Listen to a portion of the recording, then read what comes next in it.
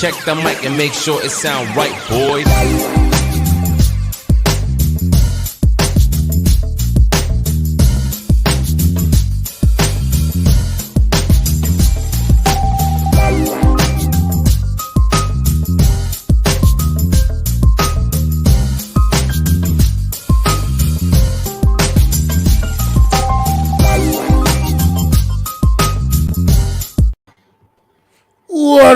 What up, New York Giant Nation and football fans all over the world. It is your boy, Mac, the Giants fan, with my guy, Adam Costas. This is the Real Deal NFC East Round-Up. Punch that intro, baby. Cash flow.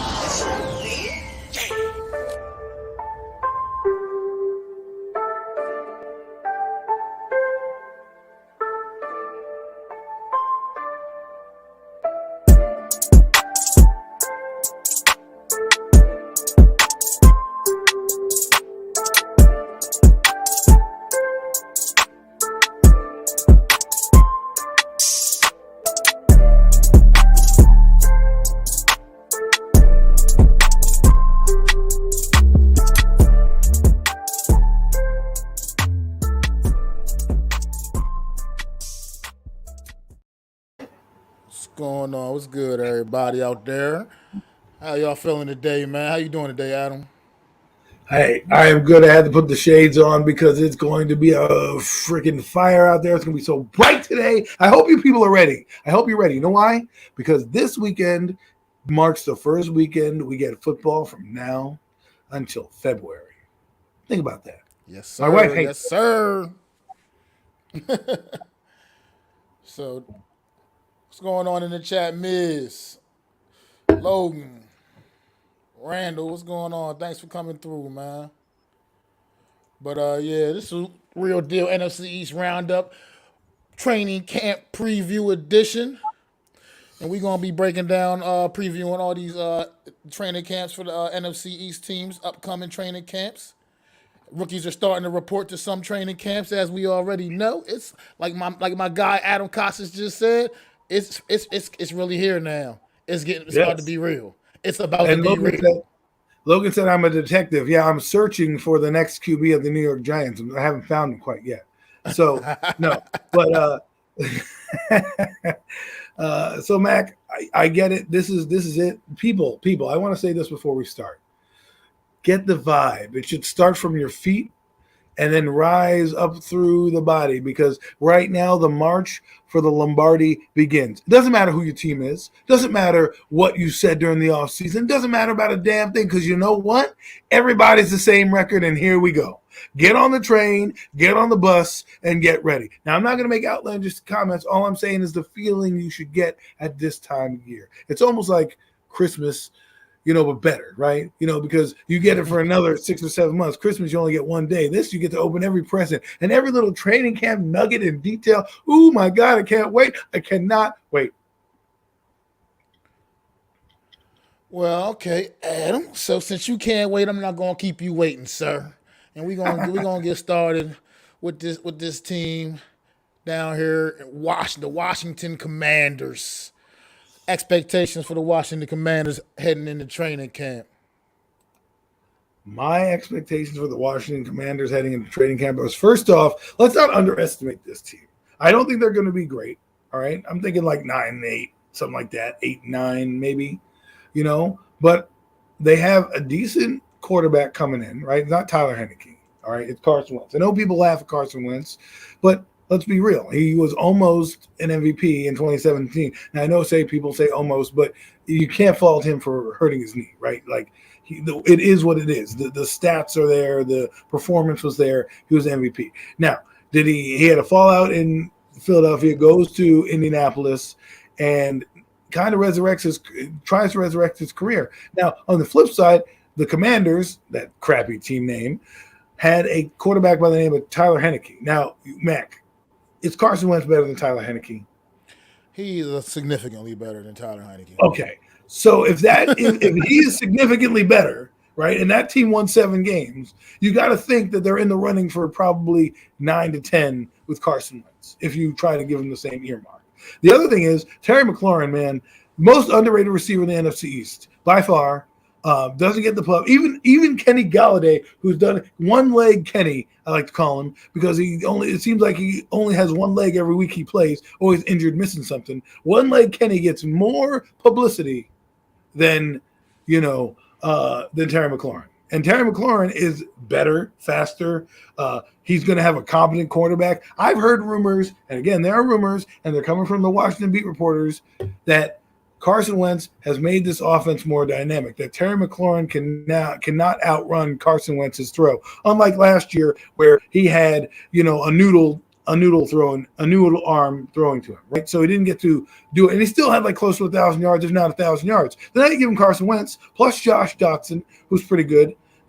They have Curtis Samuel who'll be on the gadget plays. I really think their offense is going to be better than we think. I mean, I think their offense is going to be definitely upgraded, like you said. Just from when you upgrade the quarterback position, it's going to definitely make an impact. And I mean, for what it's worth, Taylor Heineke had that offense moving pretty decent. I mean, most of the season, he had his hiccups obviously along the way. But he is what he is. He's a backup quarterback. He's Taylor Heineke. I'm glad you said that because I think people forget about that. He's not good.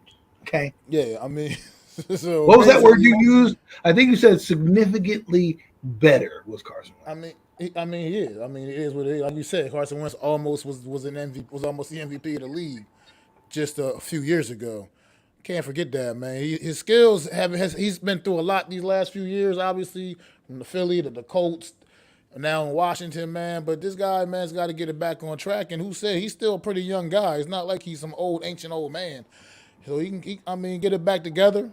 Carson Wentz can have his team really in the mix, man, because like we were speaking earlier before we went on air, man, this division is actually full of a lot of intrigue this year, man. That's why I'm so glad we're going to be covering it the whole way because there's so much going on, man. Like I said, we're the unknown. Giants are the unknown in this division this year. Washington is the team I think a lot of people are sleeping on. I mean, Dallas and Eagles on paper look like the the two front runners, but this Washington team right here could be sneaky good, man. And if they can fix up plug in the little couple holes they had on defensively last year, like back in that secondary, get that back in check, things can start looking up for this Washington team. Well, here's things, and I wrote some things down. Right, the Washington, I call them the Redskins, but for this purpose, I'll call them the Commanders. The Commanders have a lot going on with their owner, and a lot of craziness that's going on with their organization, and then you have their coach that's speaking out. So there's a lot going on distraction-wise for this team. However, when you look at it granularly, like you said, defensively, they have a first-round picks that need to perform. Chase Young's coming off an ACL. I know that's not great, but let's be honest, he does draw a lot of attention when he's out there. So even a 80%, 90% Chase Young is beneficial if he can play to help Montez Sweat. Their defense is pretty good overall. They have Jack Del Rio calling the defense, so it's not going to be any slouch. Kelly Holcomb's their starting middle linebacker.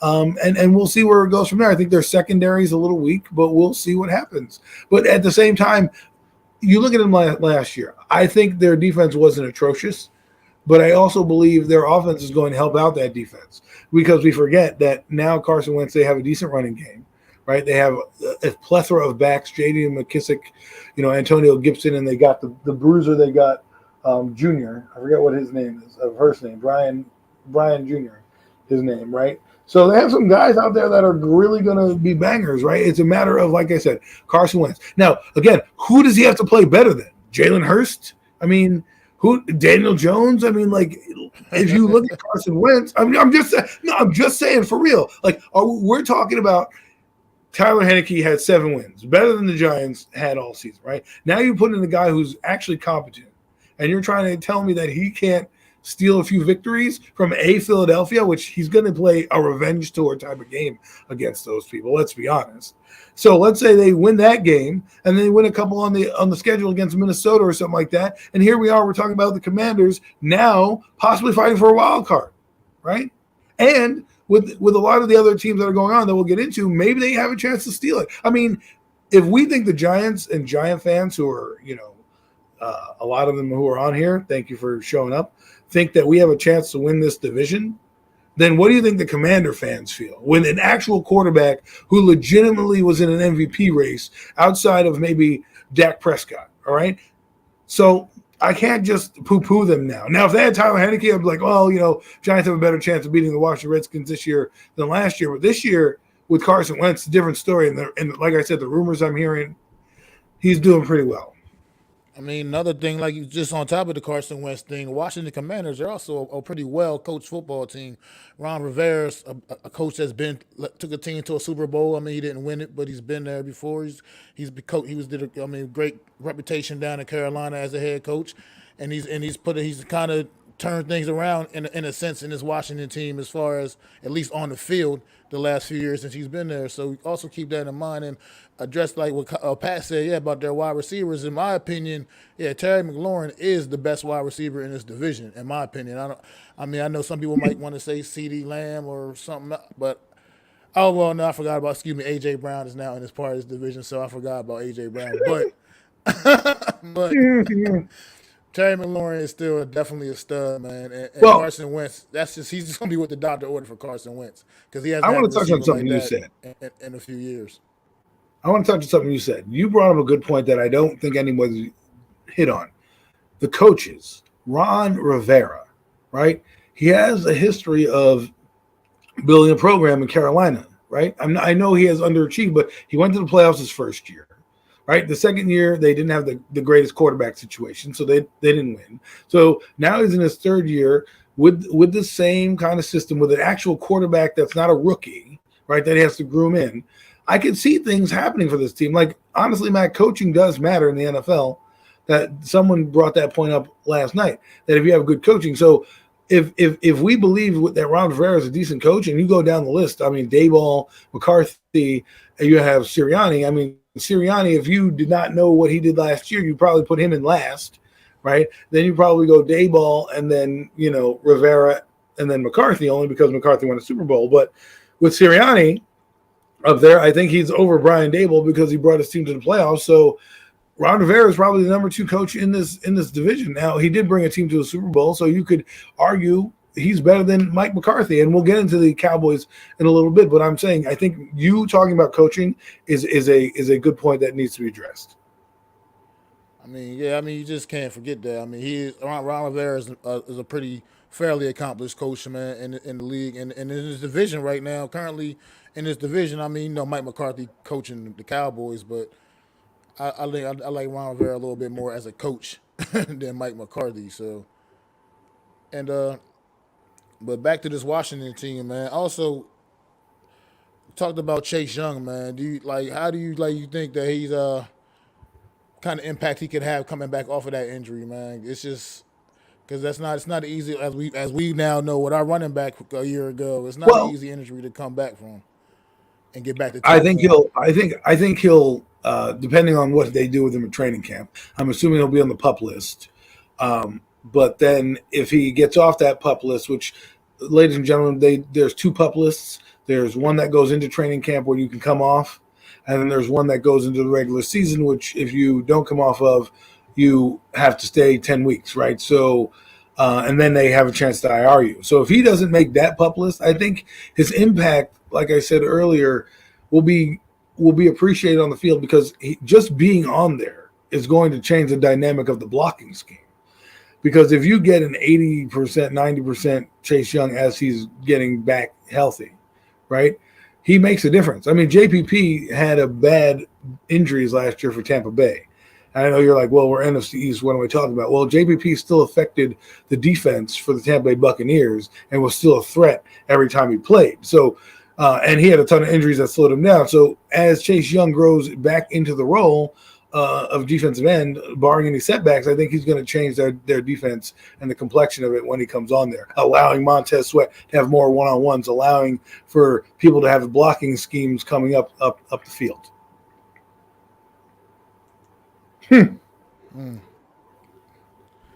McLaurin will be ever man. better now with a healthy Samuel and them drafting Dotson. I do believe so. Another year in the system and a competent quarterback. That quarterback is going to – I'm telling you right now, you laugh at Washington, but when you have a competent quarterback, that changes the entire complexion of your team. Not a game manager, a competent guy that has won games in the NFL. Carson Wentz has done it with the Eagles. He's done it with the Colts, and now has a chance to do it with Washington. So expect him to be better. Part of the reason people just keep trying to be down on Carson Wentz so much is because these last couple of years have been a little bit shaky. It seems like even mentally for this guy, he can't get out of his own way. But he still has all the physical tools, man. And even last year in the app, I know we all know how the season ended. He couldn't go down there and get the job done in Jacksonville to get a playoff spot. But at the same time, Carson Wentz definitely has the tools, and I think this guy knows he's not going to get too many more opportunities. So he's got to make the most of this one here. And for what it's worth, he's back. He gets to play the Eagles twice a year, a team that, you know what I mean, he pretty much feels like disrespecting him in a sense when they drafted Jalen Hurts. So Big Pat wants to come on. So do you want to invite him quickly on? I mean, I'm fine with it. I gotta get him a link. Give me a second. Yeah, I think he wants to defend a point that we were making. I don't know. I think it's a Daniel Jones thing or something like that. But my point, like you were saying, man, like we're gonna move to defense here, but like I can't knock Chase Young for coming back, and they have Jonathan Allen, and then they have Deron Payne or something like that. Like they have decent players up front. Like, they have, were they a bad team? No. They were 7-10. I look at it like this: if our team, played the way we played, right? And sorry, folks, it's hard to see your comments with these bona fide shades on, these stunner shades, but you like them, so I'm going to keep them on for you guys. But the point is, if the Giants ended up 7-10, I think that'd be progress. This guy has won 7 games back to back, and his quarterback was terrible. Now you give him a guy, like I said, I think we're underestimating Carson Wentz. I'm not trying to inflate his ego. I'm not. I really am not. He's not great, but from what they had last year, absolutely better. Absolutely better. So that's all I have on the Commanders. I think their defense is going to be better. Like you said, Chase Young is a game changer. You don't draft him number 2 overall to then not have an impact. Pat, I just dropped the link in your Twitter inbox. Your eyes only, Pat. Don't be sharing that with everybody else. Can't be having a log jam of fans trying to get on here, trying to rip Adams' head off. But Washington, I don't know. Here's Big Pat. Let's see what's going on, Pat. Hello there. What's going on, fellas? How are you? Adam. Great, man. Yes, good sir. To see you, man. I like the shades, brother. Thank you. Thank you. It's trying to get back all the people, all the haters. I can't see them anymore. You know what I mean? Right. But I just want to. I appreciate you guys actually doing this. I'm glad Miz sent me the link because YouTube be tripping. You two guys are one of the first ones I've heard bringing this up. I've been thinking it the whole time. I've been trying to find a way to put it out there, but Washington is a sleeper team, man. If that guy Carson Wentz turns into a good quarterback, you got to think. Look at their offense. They got McKissick. They got the other guy. They got like 3 good running backs on that team. They have a decent offensive line, although they lost their guard. I forgot his name. They have a good tight end in Logan. And then Samuels is healthy. They just drafted the boy out of Penn State, Jahan Dotson. You got Terry McLaurin. And they still got Diami Brown. I don't know if you guys remember him. Forgot about that. So if they gel, don't be surprised if Washington is leading the NFC East, man. When you really think about it, because of that defensive line, when they're healthy, if healthy, and that's a major if, you got one of the best defensive lines in football. You got 4 Pro Bowlers along that line, that front 4. Now, the thing that's going to help us out is we got Evan Neal, and if Andrew Thomas is healthy, I'm not scared of the defensive line if Neal and Thomas is healthy. I think Neal. Go ahead, Adam. I think the thing that I want to say, Pat, what you're talking about with Carson Wentz is he has to be better than Tyler Heineke. Let's be honest. He's not like he's coming in replacing some Hall of Famer, right? And if you look at the Washington quarterback situation, they won 7 games and they won a playoff game with this guy the year before. Now you give them an actual quarterback who's competent, not an injured one in Alex Smith, right? And not a guy who probably should be flipping burgers at Burger King in Tyler Heineke, right? You have a guy who legitimately was in the MVP race, and he doesn't have to be that good. Like if he plays as good as he played with the Colts, this team is going to be, going to be reckoned with. Exactly, and we want to talk about the Jacksonville game. Yes, he had a bad game, but the entire season he wasn't terrible. Like we have to call it pretty good. Wasn't he like 26 touchdowns and only like 3 interceptions or something like that? Yes, he had a decent year, Carson Wentz. Let me bring up the numbers while you guys, keep going on. Carson Wentz wasn't horrible last year. I gotta commend Adam, man, because Adam's the only one that got the balls to say things like this. That is absolute truth. Yeah, Carson Wentz. Thank you. I appreciate that. But Carson Wentz threw modest 3,500 yards. Okay, not great. He had 27 touchdowns and 17 interceptions. 7 interceptions. 27 and 7. That's pretty good ratio, man. For a team, that's a good ratio. I'll take that all day. And that was in the AFC South, right? In the AFC. Let me play advocate to what you're saying, though, Adam. I ain't trying to get you fired up, so don't take it the wrong way. Do you think that he had that success because of that running back over there? I think partially, yes. I think, but let me rephrase that. I think the reason why he doesn't have as much yardage as like he normally would have is because the running back was so good, right? So he didn't need to do as much in Indianapolis. Receivers weren't that great either, by the way. That's right. He had Michael Pittman. He didn't have a Terry McLaurin out there. So to answer your question, yes, the running back didn't help Carson Wentz in terms of the numbers, but I think it helped Carson Wentz overall. I think damn, what's his damn name, Adam? Jonathan Taylor. Yeah. Jonathan Taylor helped out Carson Wentz tremendously, but 27-7, those are damn good numbers because I think in the passing numbers, that 3,500 yards, right? I think you got to attribute that Jonathan Taylor would offer almost 2,000. And 1,800 or plus rushing. What was that? He went for almost 2,000 all-purpose yards. If he didn't get 2,000 all-purpose yards, right? So if you're that and your guy is balling out like that, that's what I can see. And look at it though, you don't have to put the ball. That also is a catch-22, right? Because then he doesn't put the ball in harm's way. So 27-7 is pretty good, man. Like. And now you're coming in, he's got a running back by committee, but there's still good running backs, right? There's J.J. McKissick is good. Antonio Williams, not Antonio Williams. Antonio Gibson.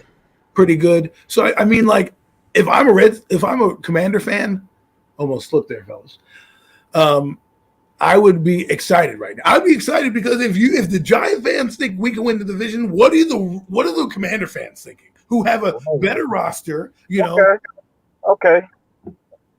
I didn't mean to cut you off, Adam. Go ahead. I'm sorry. No, I'm just saying, like if I'm their fan base, why shouldn't I feel just as excited? That's all. Okay, let's turn this NFC East Round-Up. This is my first time, I think, being on your NFC East Round-Up, Mac. Appreciate it. Let's turn it up a little bit. As far as the Giants concerned, how do we stack up against the Commanders? I'm gonna let you guys answer first, and then I'll answer if you want to do it that way. Well. Let's ask you this. How are we going? Are we putting roster to paper? Are we talking expectations? How do you want me to evaluate this so I can give you the answer that's the best? I want a full, true evaluation of the Giants. Who do you think will be starting? And based on who do you think will start, how do we stack up against who do you think will start for the Washington Commanders? Because we got a good idea who's going to start for both teams. Well, Mac, do you want to go down the list? We can go down the position and kind of give our evaluation that way. Because for me, they have an advantage quarterback on their end right there. Let's just check that box right off. Right there. Carson, you say Carson Wentz is a huge advantage over Daniel. Is it a huge advantage or barely? Or he's a better player than Daniel Jones. I'm calling it. I think right now he's not. Yeah, that wouldn't lump him into in the cat. Like if I was ranking putting quarterbacks in the category, Carson Wentz wouldn't be in the same category. Like Daniel right Jones now, would be Daniel he'd Jones be is probably in my rankings right now third in the NFC East in quarterbacks. If you go number one, I'm going to do production based quarterbacks. So I'm going to do Dak Prescott number one because of the production he had last year with the Cowboys. He threw damn near 5,000 yards, right? Then you have Carson Wentz, who had the touchdown 27-7. Then I would put Daniel Jones just in talent, and then Jalen Hurts. Now, Jalen Hurts went to the playoffs, so if you're talking about resume, he probably should be number 3. I'm talking about in terms of talent right here, right? We can go many different ways. So for me, the Redskins' QB situation is slightly better than the Giants. I totally agree. Now, if we move on to the receiving game, I'm going to give advantage to the Commanders, only because Terry McLaurin has produced. Kenny Golladay hasn't done anything. Sterling Shepard gets injured coming out of the shower. And, like I said before, Kadarius Toney gets injured by putting on shoes. So there's nothing proven in that department. So I'm going to say advantage them, right? For now. Agree, because we have nothing to go on. We have nothing to base on but self hope with our receivers right now. We don't know what. Exactly. I was getting ready to say the same thing, Pat. Hope is all we got is hope. So I totally agree. Adam, keep going, brother. Okay, so now we're down to the tight end, and I'm gonna say I'm gonna have to give it to them, but I'm more intrigued by the Giants tight end than I am with the Commanders. Like I like Logan Thomas, whatever he's gonna produce, but I'm really into Daniel Bellinger. Like he has got me intrigued. Now I can't, for argument's sake, I can't put him over Logan Thomas. I just can't. But for a Giant fan's sake, I'm really intrigued by what he's gonna bring. So slight edge, Commanders. Slight edge to the Commanders. Only offensively right now, slight edge QB. Running backs right now, I'm giving the edge to the Giants. Hands down, 100%. There's nobody better in the NFC East than Saquon Barkley. Barkley is such a game changer in the game. And this is why when I tell people about evaluations of a quarterback, right? If Daniel Jones had walked, fine, whatever. But if Barkley walked, yeah, I would have been sad. But the difference between him and Daniel Jones is that when Barkley touches the ball, he could go the distance anywhere, right? Daniel Jones, we'll get into him later. But my point is, electric players make difference in games. And right now, the Redskins have the Washington have a running back by committee, and the Giants have a bona fide stud. So I'd give them the edge there, right? Fullback. Okay. I'd probably go with I don't even know who's on Washington as a fullback. I don't think they run with a fullback, so they do an H-back. So I'm just going to go wash there because we have a rookie that right now. Tight end we already went on. O-line, this is the interesting part. Because right now, our O-line is a hodgepodge of players that we hope is good, right? John Feliciano hasn't played center. This is his first time playing center. Mike Glowinski came from the Colts line, so I'm hoping he's going to have some years left in him. I wonder why the Colts didn't sign him, but hey, their loss, my game, right? Evan Neal is going to be an absolute stud at right tackle. I expect him to have some struggles coming out the gate, as every right tackle should.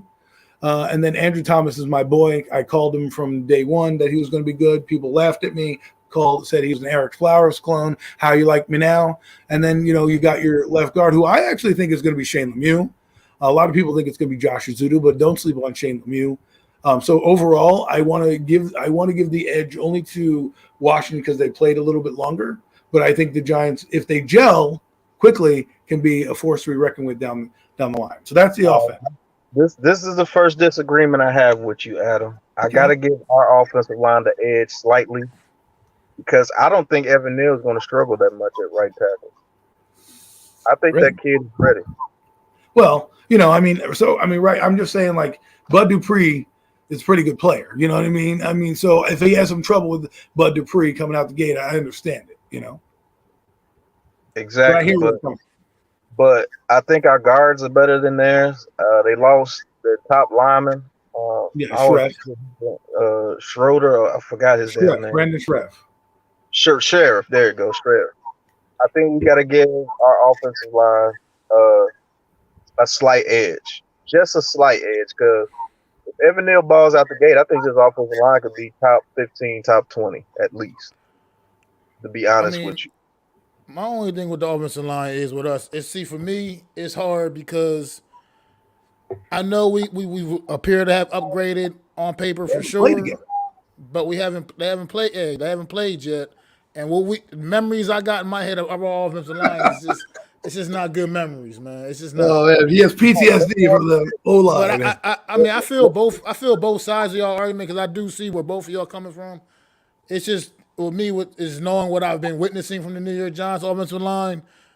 Even though it appears that we have maybe addressed these things that we needed, made some upgrades, it's just still I got to see it to believe it first. Well, let me ask you this. Go ahead, Adam. My bad. No, I just want to highlight Mrs. comment right here. The one where he says, I disagree with you, Mac. The Giants will have a damn good O-line. And he hit your point, Pat. And then I want to address this real quick. Okay. I just wanted to ask Mac a question. Is your what I want to say is your doubt about our offensive line, is it because of Feliciano? I mean, I wouldn't say it's just because of him, but it's not because of him. It's just because right now I haven't seen them together yet. I haven't seen this new core together yet. So it's hard for me to really I can't go out there and just say I have all this faith in them when I haven't seen it pan out on the field yet. It's just harder for me to just, Well, I think hope you're right. I'm just not. I think that's where I agree with Mac, because the thing is, let me put my factors out there and maybe people get clarity on why I'm thinking this way. I'm not saying the Giants won't gel and have good offensive games down the line. I'm just saying you're learning a new system, right? You guys haven't got to gel. They don't even hit. Pat, you and I know these guys don't even hit, right? So, if this were the 80s, I would be like, yeah, we have 2-a-days coming up. These guys will have time to gel. They're not probably even going to play the preseason much. So that right there, learning your players, that's what I think they're going to struggle in right now, advantage-wise. Now, if we do these questions mid-season after, the game is played, maybe my viewpoint will be different. Now, I know you're going to say, well, they could get injured and things happen. I'm just saying, right now, I believe the Giants' offensive line will struggle out the gate early a little bit and then right themselves towards the latter part of the season as they deal with less defense.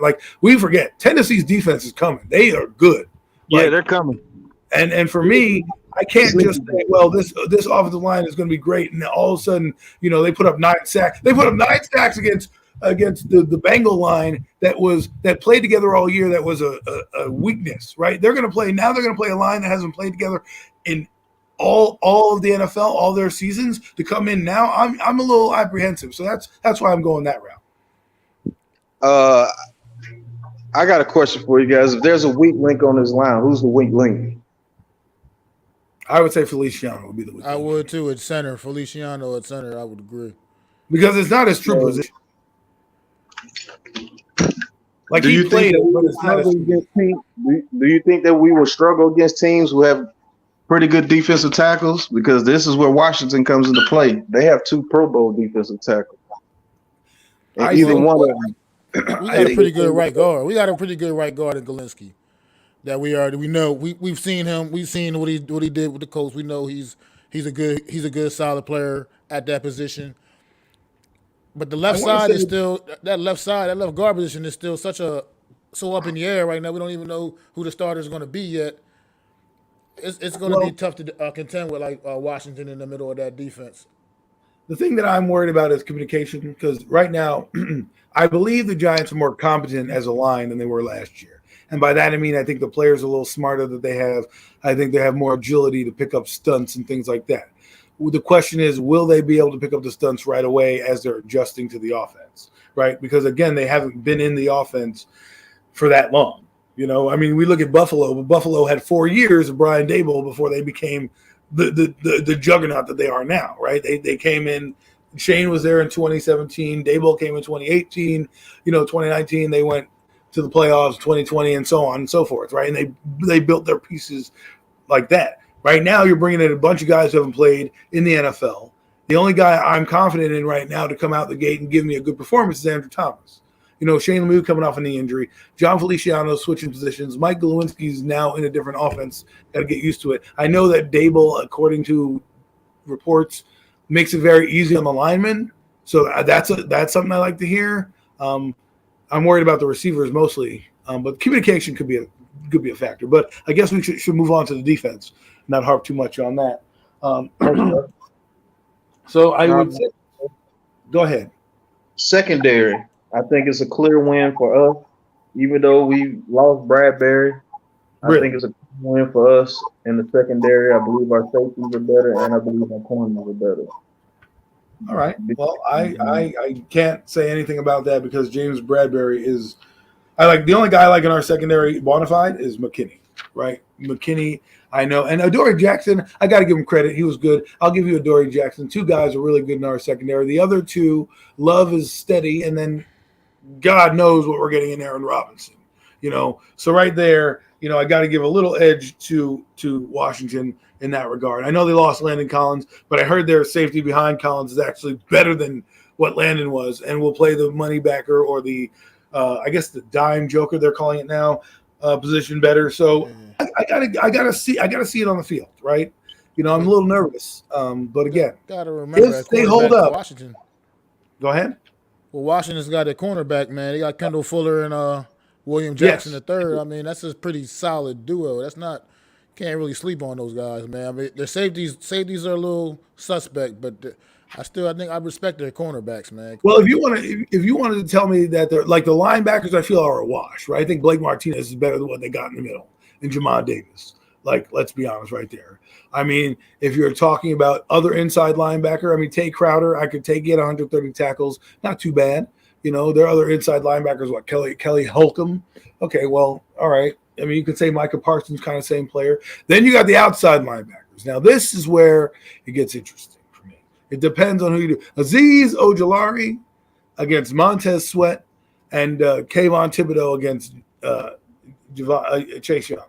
Man, I love it. I'm going to be a Giant homer here, and I'm going to just pick the Giants because I just love what they're doing. And Chase Young's not going to be fully healthy, so this is my Giant homerism right here, right? If we talk about production, which people tend to throw out the window, according to somebody last night who told me Daniel Jones is better than Russell Wilson and Joe Burrow, but I guess going to a Super Bowl and winning one doesn't really matter these days. Then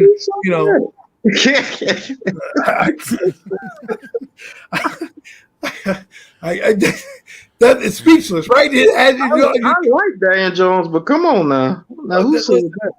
I was trolling some streams, me, and I heard this and my jaw dropped, and I said I was like, what is happening right now? Did the world stop? Did I miss something? Did Daniel Jones inject Joe Montana into his bloodstream, and all of a sudden he's now the second come? Like, what happened? But anyways, so Chase Young, if healthy, I give the edge to, but I'm going with the Giants, man. Just for sheer excitement, and because we have Blake Martinez, I think they have better linebacker. You want to know why I would give the edge to the Giants? I don't know, Mac. If you look like you wanted to say something, go ahead. Oh no, go ahead. You can finish your thought. You know the reason why I'm gonna give the edge to the Giants? I think Thibodeau is a better player than Chase Young from the jump. I'm just gonna be honest with you. I think he's better than Chase Young. Really? And yes. I mean, we could talk about this. Can you tell me why? If you want to talk about it offline, we can talk about it. Definitely. And I think Ojulari and Sweat are a wash, but I think Ojulari is going to have a monster season this year, man. That dude put in some work this offseason. Boy. And to think about it, now Williams has a chance to be Williams again. He has a chance to be Leo Williams again because all the pressure is off of him now. Well, I mean, six and a half sacks was pretty good, considering that he was double teamed most of the time. I mean, he went from 11 and a half to 6.5. Adam, they say he's overpaid and trash because he didn't get 15 sacks, even though he was the only guy on the defensive line that you respected. What in the hell? What? Oh, God. This is why it hurts my head when we do things like this. Production. Watch the film. Look at what you're watching, right? Leonard Williams was a disruptor. Probably the highest disruptor rate in the NFL with defensive tackles. Okay? Or defensive, whatever you want. Most of the time. Right? He's been in his career, sorry to cut you off, Mac, one of the top pressure gainers in the NFL. He may not have control. His year that he had 1.5 sacks, something like that, he was leading the league in pressure rate. Right. I don't know. I don't know why it's Leonard Williams, man. That guy is a beast, yo. So imagine Leonard Williams still doing that production, getting pressure rate with Thibodeau and Ojulari coming off the edge now. I think our front seven is just as good as the Commanders, if not better. Well, the only caveat I would say is the gel factor. I know that we don't want to take that into consideration, but Wink Martindale's defense, they still have to master. As much as we want to say they mastered in training camp, until the real pressure's on there and guys, kind of get you out of your comfort zone. Because remember, you, me, and Mac both play football. Practice very controlled, right? You can control everything that goes. So, yeah, a guy looks good in practice, but then when the chaos happens and, his guy gets, taken out by another linebacker or a tail whip or something happens that's crazy and you're one-on-one, will you be able to win that match? And so for me, I only worry about that coming out the gate. But like I'm with you. I think the Giants are oozing talent from their Ojulari. But Mac, give the floor back. I'm gonna always have to play a little bit of devil's advocate. I just can't help yes! it. I can't. Yes! It's the old school in me. I can't. Do it, man. See, there's a difference with all of that. Valid points. You guys all both made too, by the way. Valid points. But with Washington, for instance, with their front seven, we know how disruptive they can be. Truthfully, we're hoping to get that from the Giants. That's like you said. Once again, this is what I've been preaching all season, man. We're so much of the unknown. We're hoping for a lot of things. It looks good on paper, but we still don't really know because we haven't seen it yet. We know what some of our certain individuals can do, like you were just talking about Leo, what he can do when everything is right. And we hoping that everything's going to work out with Aziz this year, working hard all off season, like you said, all season. It's coming in Jack, like you said, ready to go. Maybe with Kayvon Tibbs on the other side, and if he can be the star that we all hope he can be, it could all look good. But if things go left, we'll get to Dallas. It could get ugly, man. I mean, we're going to get to Dallas in a little bit. We're going to get to Dallas in a little bit. We're going to wrap up Washington in a minute. But we're just, right that's now. all I'm with. I'm just with it. I'm one of those at this point, as much as I love this team, we've been bad for so long now that until I see us be good again, it's just hard for me to, I will give you a clear advantage. Put myself out there. Kicker is a clear advantage. I know that people want to laugh. Graham Gano is the truth, man. Like that guy is a weapon that hopefully we don't have to see as much, but can be utilized more in clutch situations this year. I know people. I don't want to see a whole offense full of field goals because that's freaking boring. But again, I also have confidence the Giants can line up and kick a 56-yard field goal and be the ones that walk off with a win, right? As opposed to getting walked off on like they have the last few years. But I think we should move on from Washington and head towards I think the team that we all hate, the Lone Star State, the Dallas Cowboys. And let me introduce the Cowboys, Matt, because I have a few notes in here that I'd like to talk about. First off, the things I want to mention about the Dak Prescott Dallas Cowboys are, one, they lack right now. First, Jerry Jones, right? This is one of the most off seasons that was not the Cowboy off season. They lost a lot of players. They're retooling. They've done a lot of things, but there's some things I want to touch on. Like, for example, the guard they got, Tyler Smith. I think he helps the line out pretty well. I think, their offensive line has been pretty good these last few years. Whether you like to admit it or not, I hate to say this, people, Dak Prescott's better than we think. Okay, you guys may not like him. I don't like him as a quarterback. He's not my guy. But if we're looking at production, the guy produces. Now, he hasn't been clutch because in the playoff game, obviously, he didn't do well enough to win. He had 50%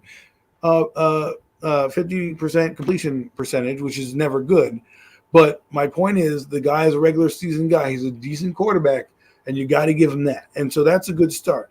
I do like their receivers. I think Amari Cooper was okay. I don't think they're going to miss him. CeeDee Lamb's going to blow up this year. Michael Gallup, people are sleeping on.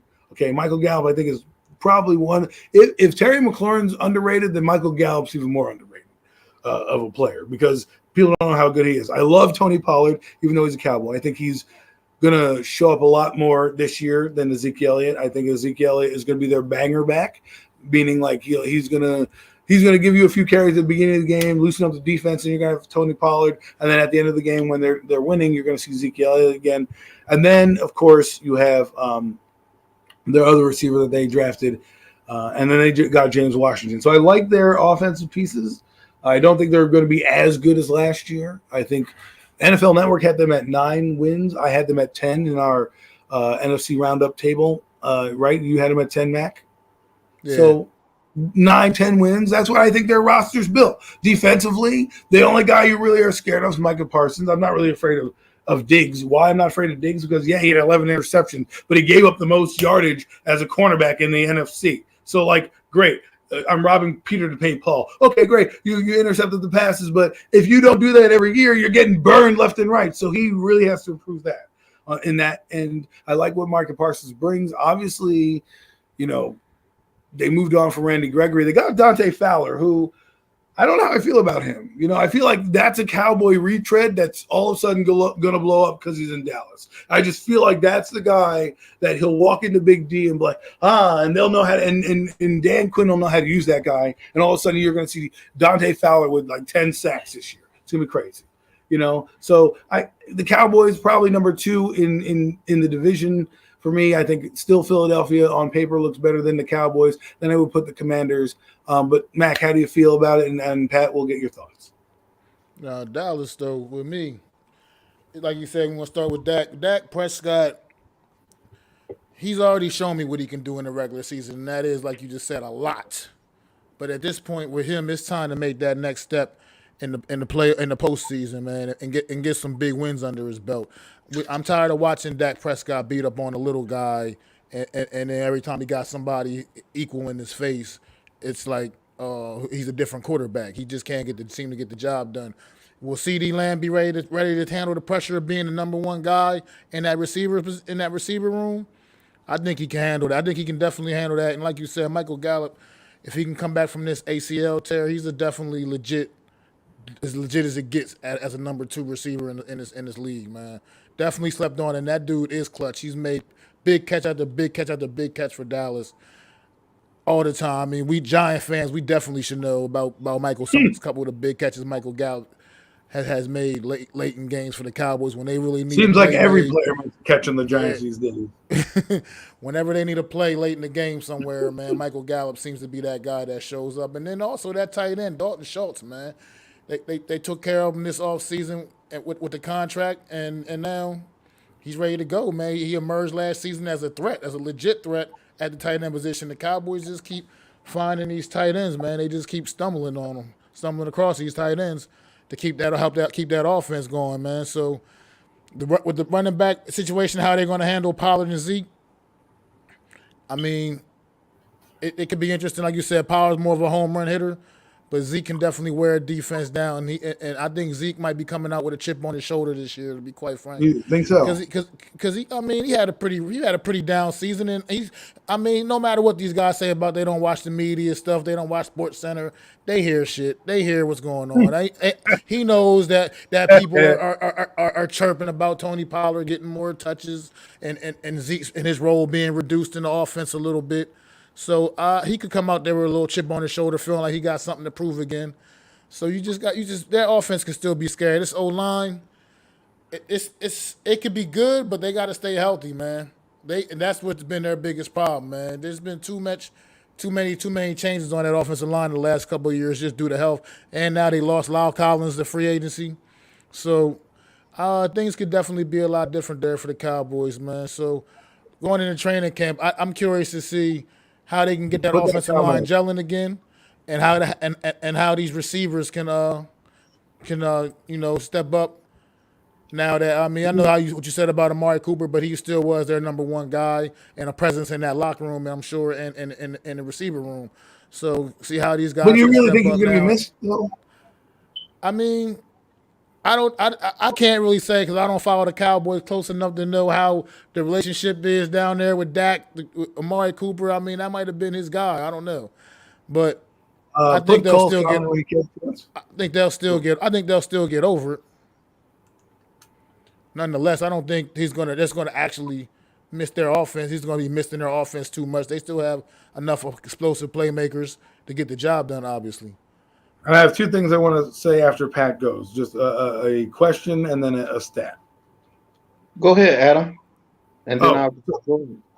So the Cowboys last year went 6-0 in the NFC East this year.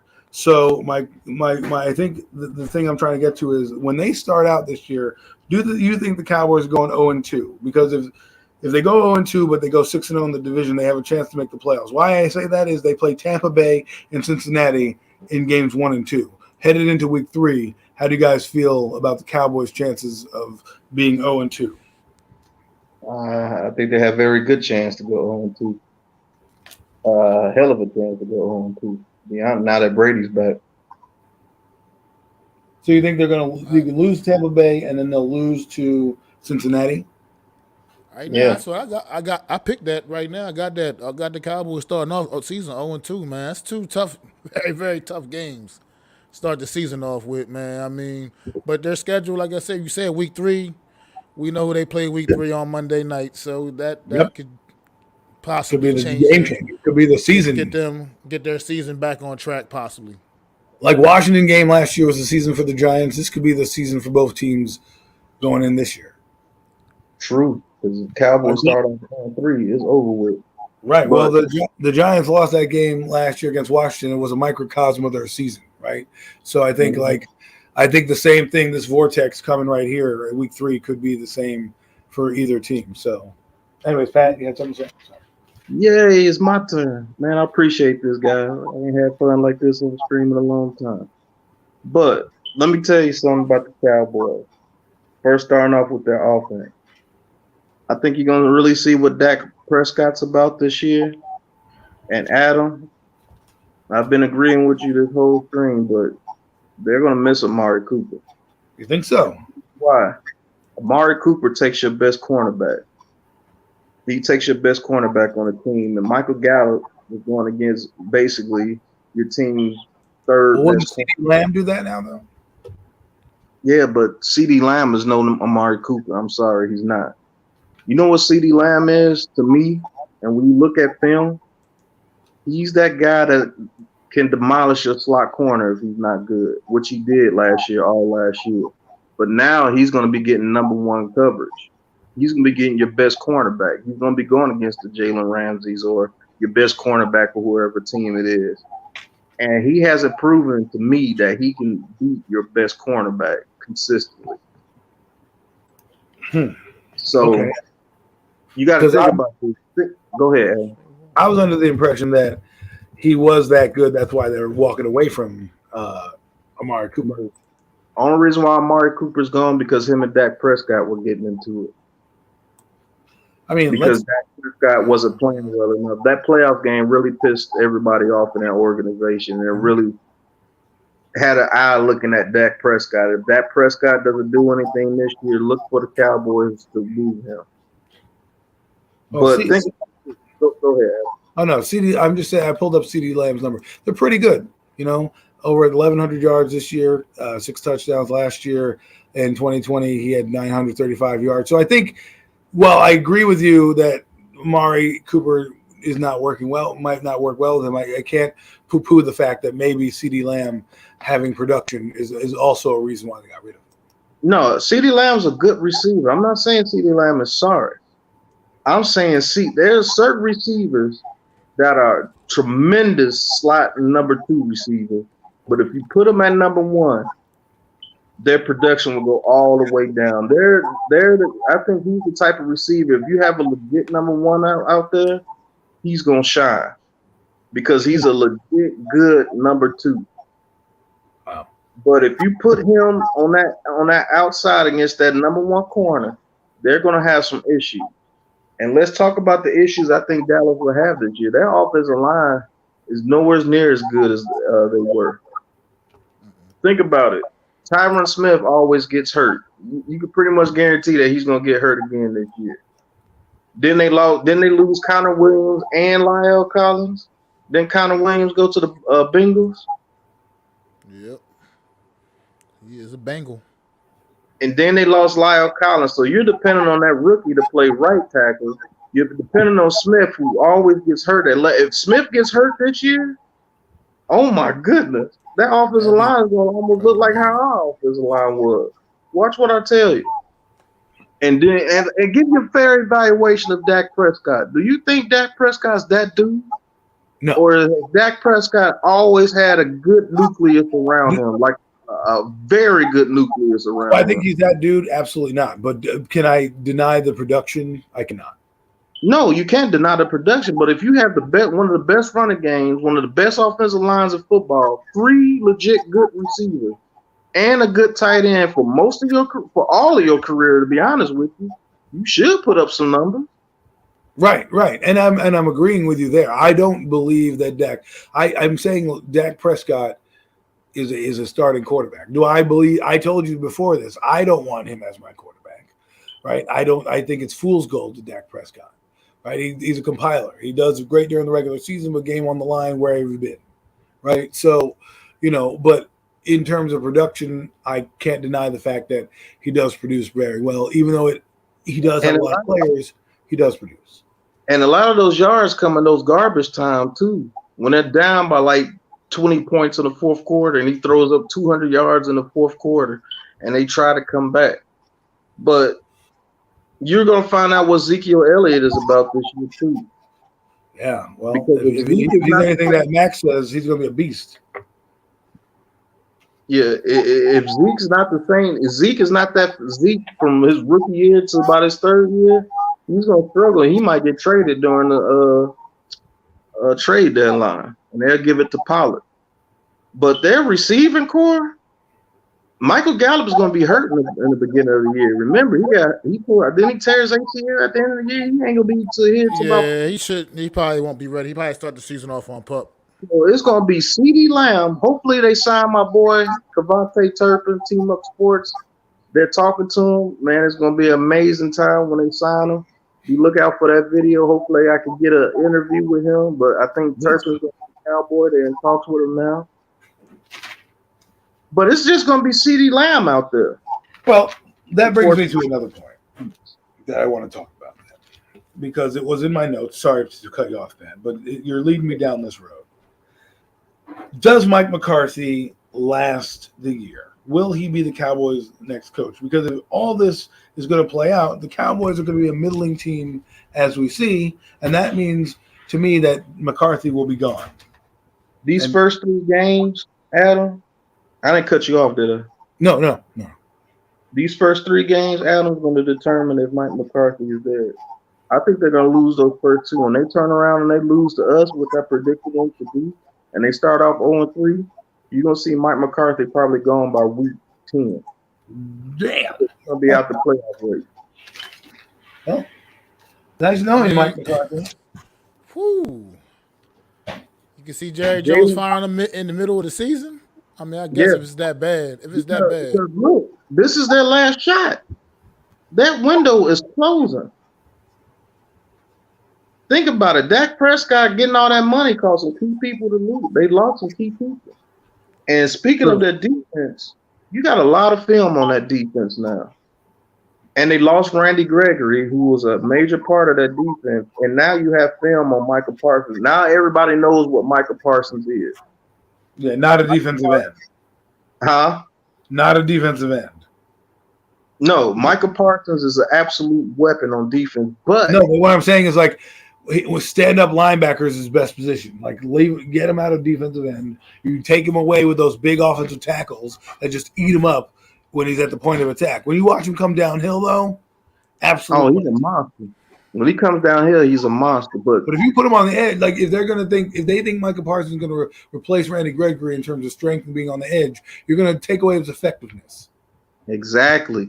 And then there's going to be a lot of teams that put a lot of 5 receiver sets against the Cowboys. You want to know why? Because Michael Parsons is a liability in coverage.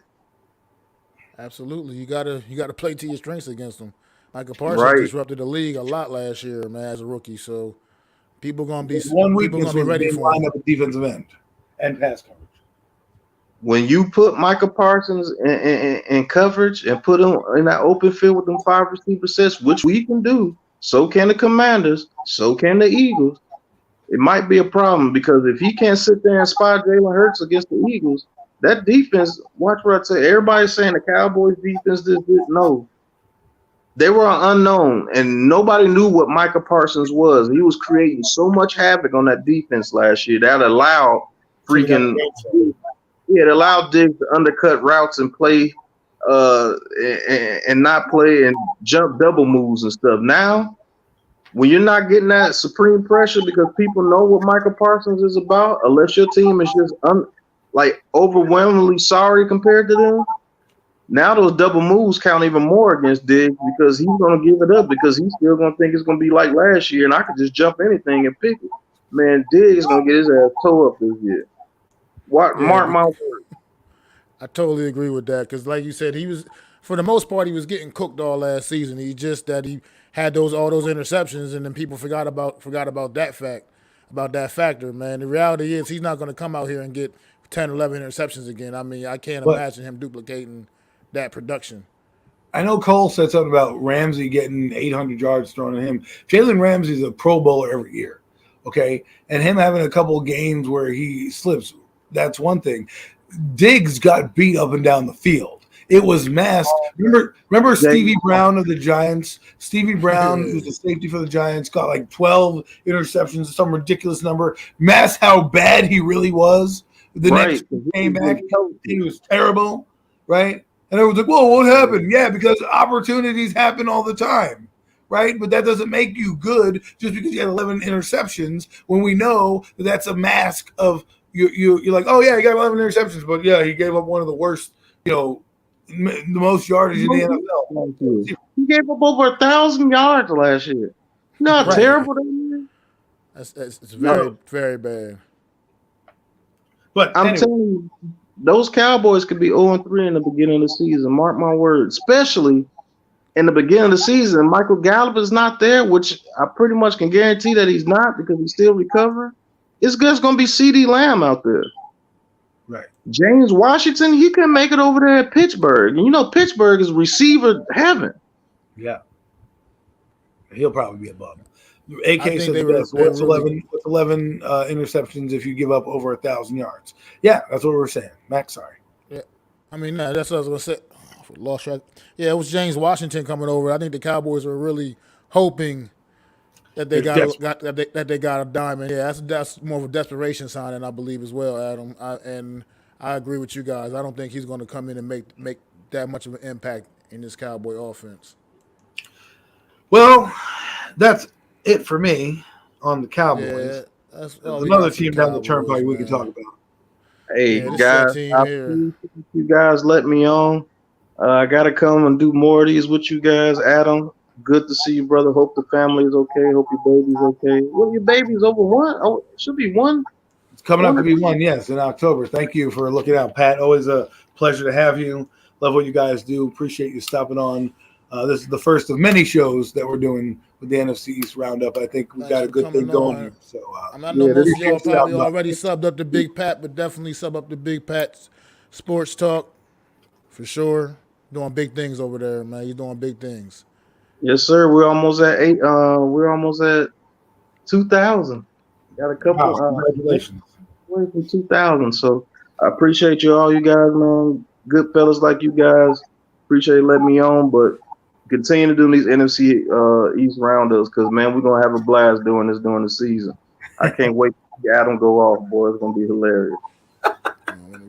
I'll try to save those for the 16 weeks that matter, right? 17 weeks that matter. Right. Y'all have a good one, man. All right, Pat. Thanks for coming on, man. Appreciate it. All right. That leads us to the dirty Philadelphia Eagles. Mac, I don't know if you're closer or if I'm closer, but we live in Eagle country. I'm sure I'm definitely closer, brother, because like I said, I can leave out my house right now and be at the link in half an hour.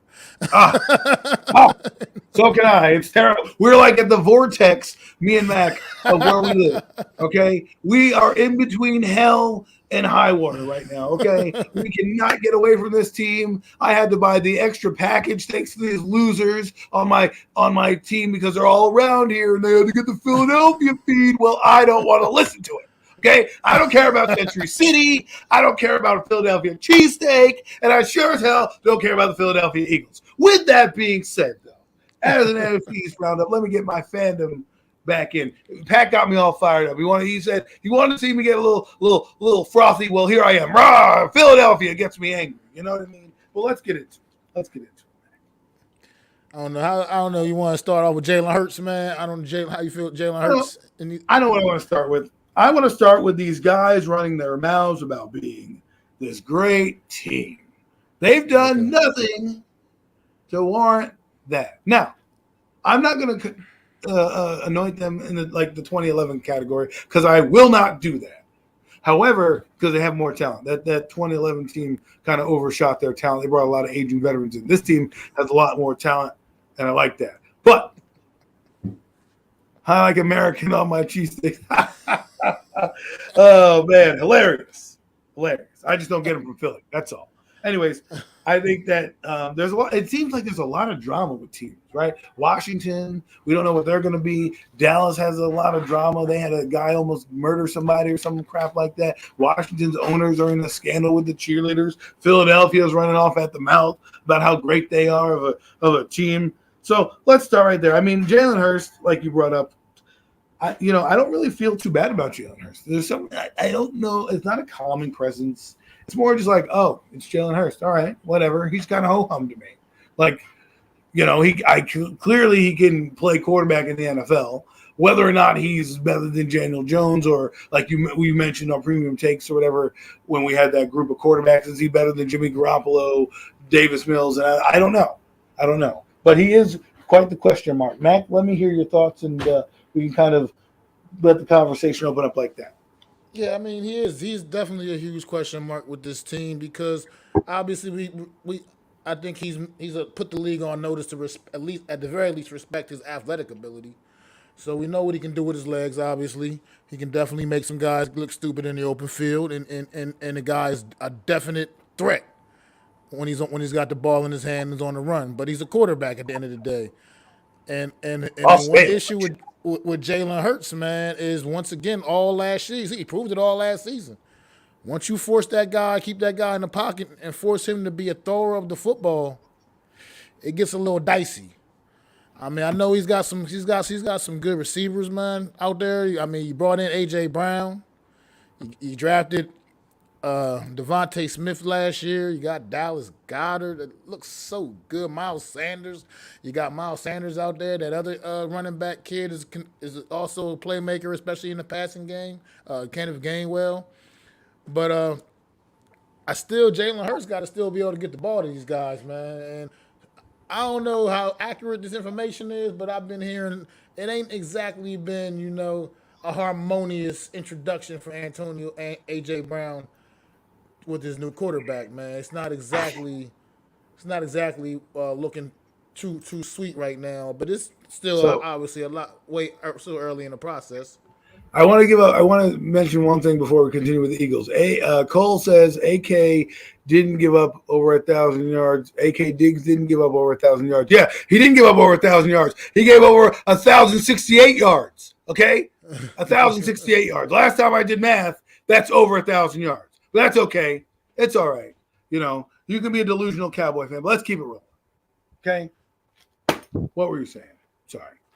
Oh, it was just, speaking about, Jalen Hurts and his things that he needs to work. I mean, he clearly needs to be a more confident passer in that pocket. Do you he think needs to be able to? I got to see it. Once again, I got to see it to believe it.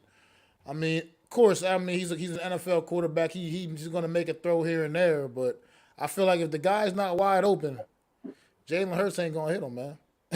He's got to be able to make those tight window throws with more consistency. And he's got to have, like I said, he's just got to flat out have more confidence in the pocket because for what it's worth, he's got a whole season worth of tape on him now, So defensive coordinators are going to come out a little better prepared for him this year.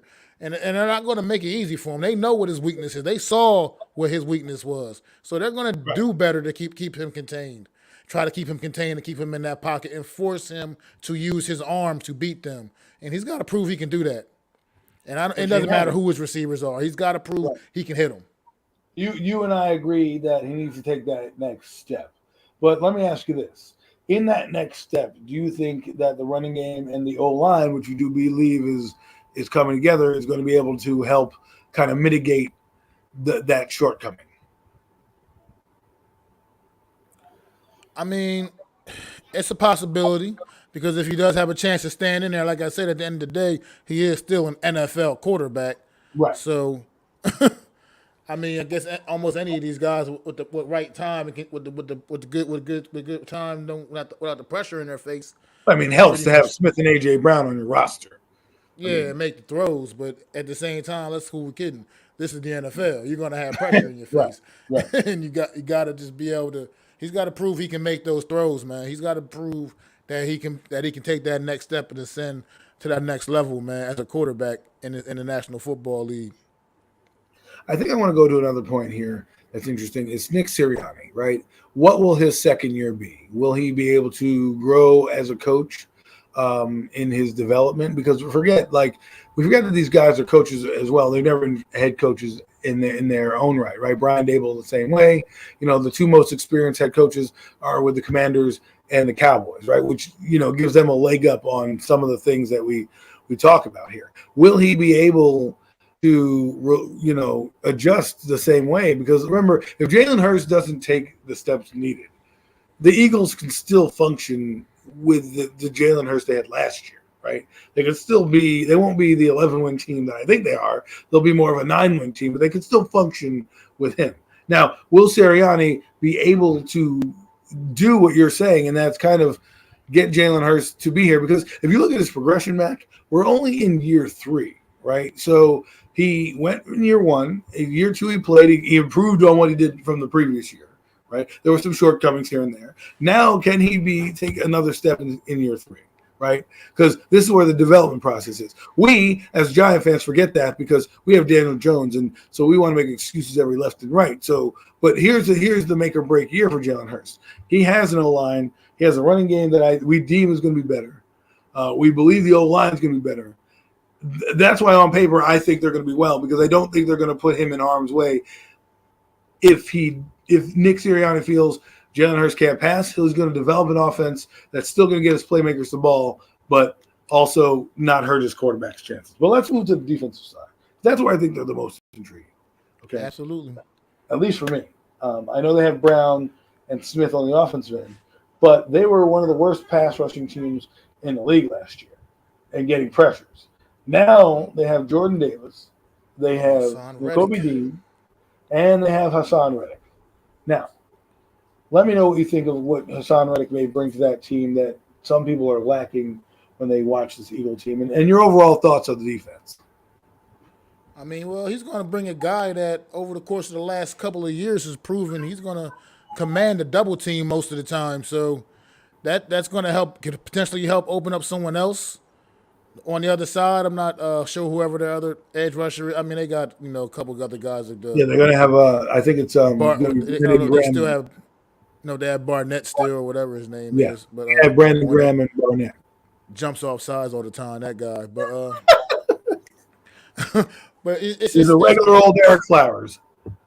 so Hassan Reddick could bring and Jordan Davis in his own right, the rookie.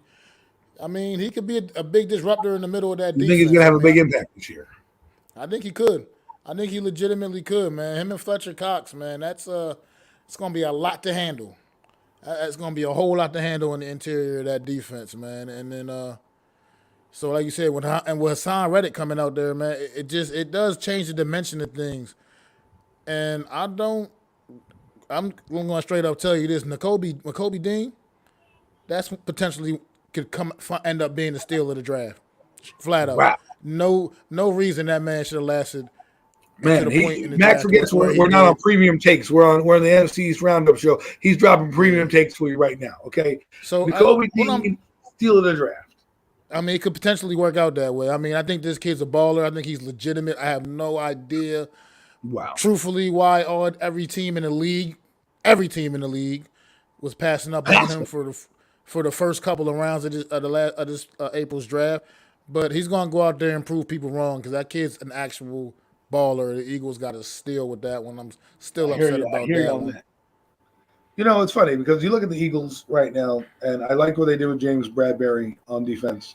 I think people are underestimating how good Bradbury was. He's going to be a good player for them. He's not a flashy player, so don't expect that, but expect what you got from the Giants. A hardworking guy that's going to get you three to five interceptions and kind of lock down the receiver. Remember, he's not the number one, so who's the worst receiver on many teams that you played? The number two receiver, right? So now you have a number one corner who's playing a number two receiver. Advantage Eagles right there. And I think overall, I don't know how you feel, Mac, this team to me has less question marks than most of the teams going in the NFC East, especially the one that's coming up behind that we're going to touch on in a little bit. But I feel like, for me, when I look at the Eagles, while I see that there's a lot of ifs and buts, I still see a team that's probably going to be number one in the division. They have a lot of, talent, a lot of depth behind that talent, right? They're getting rid of Rager. They got AJ Brown. They got Darius Slay. They have James Bradbury, like you said, Nakobe Dean. They have Brandon Graham. They're going to be overall a pesky team to deal with. And building off of last year, I think that's what I'm basing my thought process on. Win 9 games this year. You're going to probably win 2 or 3 more games this year, so 11 wins, and that's what I'm thinking. How is that your thought process? Well, I'm thinking with this Eagle team is, for one, like, start off with this. They have so far at this stage of the off season, they have flat out, as in the NFC East, completely won the off season as far as NFC East teams. I mean, they definitely on paper right now. You got to put them at the top of this division on paper. And coming off of last year, this team, they got confident. They got confidence instilled in this team last year. This team was like, so they're gonna bring that momentum back into this year too, man. And their roster looks really, really good, man. It looks like I think they're gonna be a little more than pesky. I think they're gonna be flat out dangerous if this team gets rolling. And they're gonna be a threat in the conference, man, as long as they can stay injury free.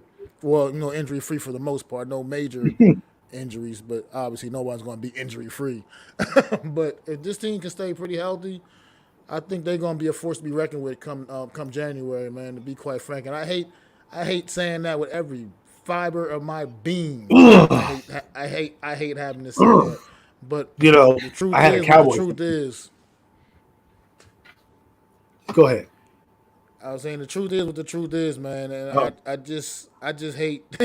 I hate the fact that the Eagles, we had to keep watching the Eagles seem to understand how to do it the right way and rebound and get their roster back in order and be competitive again. And we've quicker than us spinning our wheels for the last 10 years. Yes.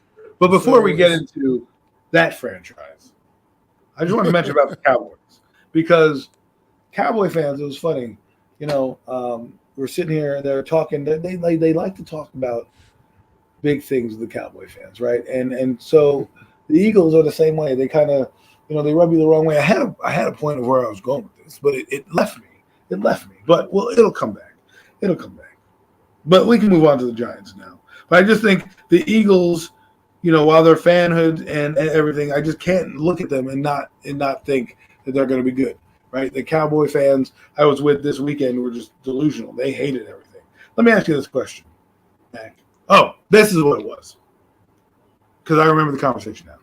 I asked a Cowboy fan rooted for the Eagles in the Super Bowl against New England.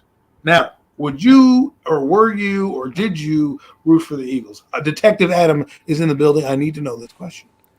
I did not openly root for the Philadelphia Eagles in that Super Bowl. Okay. I didn't hate on them, but I did not openly root for them either. So my point is, I did not want them to win. Regardless of how you felt about Tom Brady, I did not want them to win. And as a true fan of your team and the hatred for your team, that's like the Boston Red Sox beating the Yankees to get to the World Series. I don't want to see it. I don't want to see it. Okay? But I had to see it.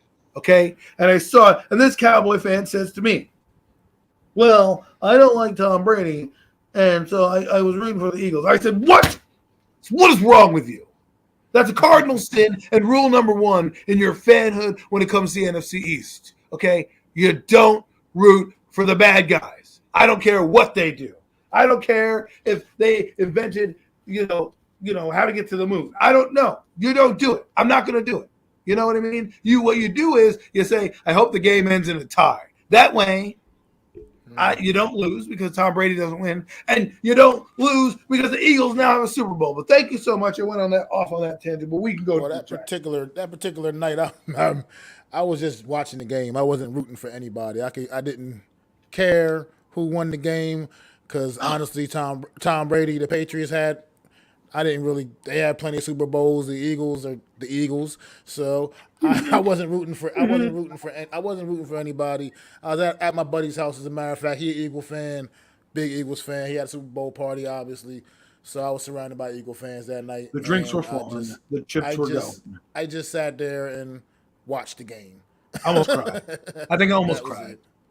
Because I knew that I thought they weren't going to win in my lifetime, and I kind of, did a little jig to hope that they wouldn't win in my lifetime. Well, obviously my jig didn't work because I still that same jig for the Giants. They didn't win in anything, except the jig is supposed to be a happy jig. But let's get into this spinning their wheels franchise.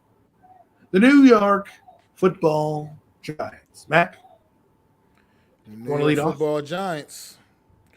Well, we all know the biggest storyline with this New York Giant team is always. Do we want to go that route first, or do we want to kind of let's do the puff piece first? So here's the puff piece. I like the direction that they're headed.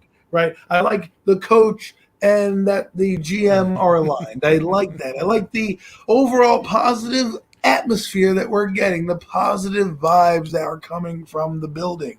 It finally feels like the Giants are doing something correct. In how they're doing things. However, the only issue I have right now with these particular gentlemen is they have proven nothing. And that is where my only gripe I have with the Joe Shane and Brian Daboll era is, well, I want to be excited. I've been down this road many times before, especially with the New York Giants. I think 3 times in the last 5 years. If you want to be clear with McAdoo and Joe Judge and Pat Shurmur, and now here we are back at square one. High-fiving and rosy-cheeking our way to the, ooh, yay, so happy, frolicking in the field. Well, not me. Okay? They need to prove something. I'm not frolicking with anybody. Okay? I don't frolic. That's not what I do. But I especially don't do it with a team that's been caca for the last half a decade. Got a lot of hope out there. A lot of hope. It's a lot of hope. The hope is there. And I don't want to take the hope away. But we don't know. Mac, I think, was getting into one of the most polarizing players that we're going to talk about. Mac? Number 8. Ooh. Daniel Jones. Ooh. It hurts. Year number 4. And right now, he hasn't given us anything to feel good about, to be quite frank. I know about all the offensive line been bad, running game's been bad because Barkley's been banged up the last couple of years. Oh, this. It doesn't matter. It matters, but it doesn't matter because he's also himself is not showing us enough, regardless of all of that. He's not showing us enough. He's just not. He's still got to do more. You got to work with what you got, man. That's what these players do. That's what the NFL's about. That's what the greats do. You got to work with what you got, and you can't. You go out there and he runs out that tunnel each and every week, and he knows his O-line is bad, so he has to do something to be able to counteract that, to be able to figure out a way to make plays, even in the face of adversity. You think Joe Burrow had a great offensive line last year? It wasn't even great. It was just average, but he still made do and made made enough plays to get his team to the Super Bowl. It's just you gotta show me something, Daniel Jones, and I haven't seen it, man. If your rookie season is looking more and more like just a complete flash in the pan. I know you had Pat Shurmur, who people consider, I guess, a better offensive mind, at least more modern offensive mind than Jason Garrett, but that's still not an excuse, man. That can't be your excuse to just not be able to make plays. Not yes. Like Yes. Right. you gotta show us something more.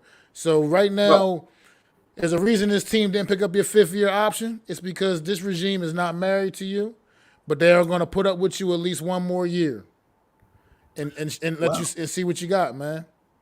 So, But you know he. Let's go. What you got, Adam? so I don't really want to talk about Daniel Jones. He makes me sick talking about him. Well, I will because we have to. And the only reason he makes me sick is because what you said, Mac. You got to look at what the talent tells you. And I had a question with somebody who was not a Giant fan, actually. I'll be honest with you. I was interviewing with somebody on an interview, and they were talking about the Giant fan. And we were trying to get to know each other, and I said, he's like, what do you feel about the quarterback? He's like, I don't really like him. I said, okay. Or I'm indecisive about him, or something like that. I said, I got a question for you. Joe Burrow, do you think he's good? He said, yes. Justin Herbert, do you think he's good? Yes. Matthew Stafford, do you think he's good? Yes. My point is, we're indecisive. A friend of mine said to me, your indecision is your decision. The decision to keep Daniel Jones was because of one thing. John Mara came out and was like, well, we gave him the raw deal, blah, blah, blah. And oops, he fell into Joe Shane and Brian Daboll's lap. Okay? And now you're trying to tell me that this reclamation project, who, by the way, Jimmy G is not getting any love, right? People would think his career is a little better than Daniel Jones. Daniel Jones hasn't done much. And I'm not talking about the excuses that Mac brings up when they talks about the offensive line, because we know that. I'm talking about the functional things that he does, right? Will he control the chaos? It brings me to two questions, actually. One, do we think Jones can shoulder the load of carrying this team? Because as of right now, Mac, it seems like he cannot do that. So if he cannot do that, do we think he can show that this year? Because to me, I need a playoffs or bust type scenario. Like you go 9-8, don't make the playoffs. See you later. Sorry. You need to be in the top echelon of the league. And the only way to do that is to be in the playoffs. So do you think he has enough to carry this team? Based off of what I know, I do not.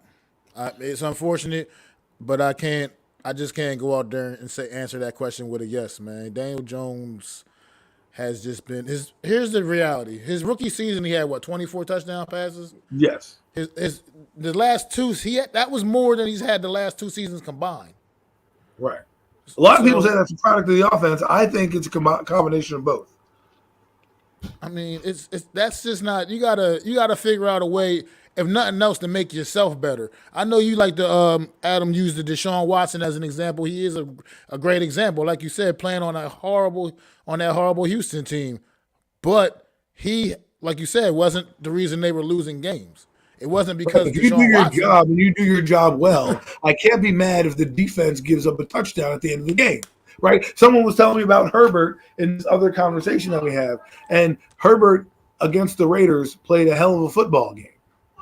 Is it his fault that his coach goes for a 4th and 2, or his defense can't make any stops? I mean, the Giants' defense last year couldn't stop anybody inside of 2 minutes. No, never. Right? Every time a team scored on us before halftime, almost every game. Right. So, but if you go down the list, and this is where I was talking about production earlier with Pat, that it gets thrown out the window. I know it's not the end-all, be-all when it comes to stats, but it's almost like your resume, right? It's how you define who that person is. When he ends up playing his career, people are going to look at his numbers, whatever they are, and determine what he's good at. So if the record is what we see, by the way, he's 12-29, right? In terms of winning, which that's the end all be all. But if you look at those games and those seasons, he hasn't been the reason they've been in games. Deshaun Watson's not the reason they lost. Okay. Deshaun Watson's the furthest thing from losing with the Texans. The problem with the Texans was everything else around him. And don't give me this offensive line thing, because this offensive line was terrible and he made plays. And that's another thing that Mac touches on is you've got to the cards are what the cards are. You can't just say, "Oh, can you redeal them dealer in the middle of the game when they've already been shuffled." Go do that on a blackjack table. They'll look at you like you got 5 heads. Okay, you can't be like, "Oh, I don't really like these cards right now. Can you keep bringing them out until?" No, because that's excuses. You can't. You got to play with what you got dealt with. right? And if you can't call your bluff, which means make people believe that you're better than you are, then you're absolutely nothing, okay? And right now, Daniel Jones hasn't bluffed anybody. He might be, let's say this, Mac, maybe the NFL's figured him out. He had one good year. They got some tape on him. They went back, and the next year when they went in to evaluate Daniel Jones, they're like, well, these are some of his strengths and weaknesses, which, by the way, he hasn't gotten better at since he's gotten in the league. I mean, I will not. I give him his ball security slightly better, but it's still not good enough. It's still not where it needs to be. His awareness still kind of sucks. You're right. It's not enough improvement. That's the biggest issue. It's just not enough improvement from this kid over the course. He doesn't look like a quarterback going into his fourth year. Right. He by no means like a quarterback going into his fourth year. You couldn't tell me that this dude is now 4 years in the NFL starting this season. Will be starting his fourth year in the NFL. It just and he still is doing rookie mistakes. Yeah, rookie vibes totally get rookie vibes from this kid. The fact that I don't put much stock into these things, but people put out things, lists ranking quarterbacks. The fact that people are even ranking, I've seen a list where somebody had Kenny Pickett ranked ahead of Daniel Jones. Kenny Pickett. He may not even be the starter in Pittsburgh this year, but people are ranking him above Daniel Jones. I mean, I don't put a lot of stock into those things, but still, the fact that you're even. This brings me to my second point then. When do you, because you and I agree, this team might struggle, right? So with that being said, I believe they're going to struggle. Not because they're bad, per se, but because, you know, they're learning the new system. And that means, how long do you think it's going to take before they bring in Tyrod Taylor or give Daniel Jones the hook? How many games do you think, if they're struggling? Do you think it's 5, 8, half a season? I think he probably would get still probably at least half the season, unless it's disaster. That's just totally disastrous. So if the Giants go 0-3, let's just say out the gate, and you know they're going into week 4 against Chicago, they win that game. Week 5, they're going to London. If the Giants lose that, they're 1-4. Basically, good night the lights, right? At what point do you make the move? I mean, myself personally, I'd probably make. I mean, if we went 0-3, it'd be tough not to pull them at that point. But at the same time, you look at the competition at the top of the season. I mean, I think the reality is, I think most people would only have us going 1-2 anyway at best. If we can sneak a win against, if we can knock out Carolina in week 2, I think most people would have us losing to Tennessee, Dallas, regardless in weeks 1 and 3. Well, Dallas might be desperate if you look at that schedule. I mean, I don't want to play a desperate Dallas team. I'd rather play Dallas when they're 2-0. I mean, so. But we can get off that guy because, you know, I'm tired of Daniel Jones. There's other people to talk about. Yeah, let's talk about the receivers or something. Let's talk about number 26, because number 26 is also a polarizing player, but in many different reasons, right? Not because he stinks, but because mostly he's injured and has trouble staying on the field. Now, I'm really excited about Barkley this year. Like I said, I don't care if he stayed on the team last year, but because you're not paying him that much, might as well keep him, you know. But I think he's going to have a big year. What are your thoughts on Barkley? Well, look, I absolutely love Saquon Barkley. I 100% believe in the talent of Saquon Barkley. I believe this injury-prone thing is I think it's a bit overblown. I mean, because the reality is he tore his ACL. That happens to a lot of other players, you know what I mean? And he ended up missing his third season. Yeah, his third season, he ended up missing all of that. Came back last year, and it was a very slow start to the season for him. And he, as week in and week out, it progressively started getting a little bit stronger. And then he had another fluke injury last year, stepping on somebody's foot, spraining his ankle, and it just derailed his season once again. Bad luck. But that was such a fluke, man. But this guy, when he is healthy, the things he's put on tape when healthy, when 100% healthy is it's unfathomable. People can so many people have just wanted to give up on this guy so fast. I just can't do it. Like people can complain, hindsight's 2020. We should have took Quentin Nelson. Should have never spent number 2 pick on a running back. No, I can't do that. I can't be one of those guys because I was ecstatic when we drafted Saquon Barkley. Ecstatic. Wait, if you loved him his rookie year, then you can't be that guy that turns around and ground him. You know, like, oh, no. And by the way, his rookie year, I want to get back to that, he did that on a bad football team. A bad offensive line. He was getting hit 5 yards in the backfield, people. Literally, 5 yards in the back. But also the one thing I will say is he had Odell Beckham out there, which might have helped open things up a little bit as far as space in the defense.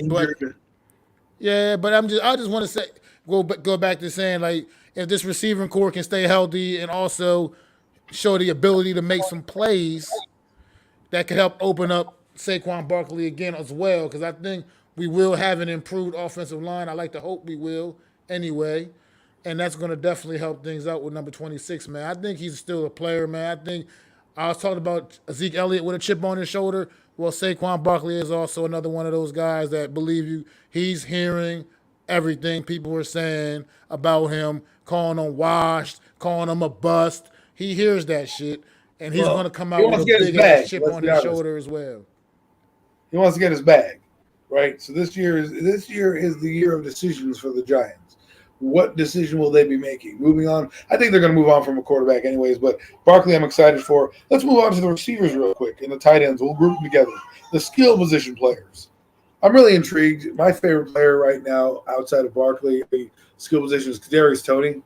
I'm really intrigued with what a healthy Toney can do. I think he's a game-changing type talent. I really do. I think he can flip the field. I think he's going to do a lot more than people anticipate. And I think he's going to be a deadly weapon. That's why Rondell Robinson to me was a little interesting, because he seems to be doing the same kind of skill set, which is fine. But I believe in diversity on the wide receiving core, you know. So you have tiers of guys. The guys don't do just many things. But Kadarius is pretty interesting to me. Kenny Galladay, can he stay healthy? And I'm not talking about like just get on the field, do something. Sterling Shepard, I feel bad for. I don't know what his role is going to be on this team. I really don't. I'm hoping he does something, but every time I hope he does something, it ends up failing later. Sterling Shepard's a tease. He really is. You're like, oh man, we got Sterling Shepard this week. Up injured. Oh, we got Sterling Shepard this week. Stubbed his toe. Give me a break. And then I'm intrigued by Robinson. Let's see what he can do. But Daniel Bellinger on the tight end position, he's really my really excited piece. I don't know why, but I just like this. We have a tight end. Well, I'm gonna tell you why. Tell you why, because everything you're hearing coming out of everything about this kid you've heard since we drafted him, since it's just been nothing but good. Everything. You haven't heard anything negative about this kid. And like I said, I was very excited about this selection the day we drafted him in round 4, I believe it was. Or yes. Round 4. I mean, I thought he was kind of a bit of a steal at that late. I think this kid's talent is a lot more than people were giving him credit for. People had him listed, had him labeled as like more of a blocking tight end. It's good. He can do that too. I think they got him early. I thought he was going to go in the 5th round. So yeah, I mean, he got him. I mean, he's a good blocking tight end, but he also got hands. I hate to use this analogy because people are going to hate me, but I think he's like the younger version of Kyle Rudolph. What we were trying to get with Kyle Rudolph, a guy who can pass, catch, block, make the yardage, give you some big plays here and there, or Jason Witten or Greg Olsen, that type of guy to me, a guy that can block. I love it. Haven't had a tight end. Don't tell me about Ricky Seals-Jones, please. That guy I'm hoping we get the next George Kittle. That's what I'm hoping for, man. I'm not going to go that far. I'm going to say more of like Greg Olsen's pretty good. I mean, let's be real. He is really good. But I'm hoping for a half a version of that. Kevin Boss with a lot more years. You know what I'm saying?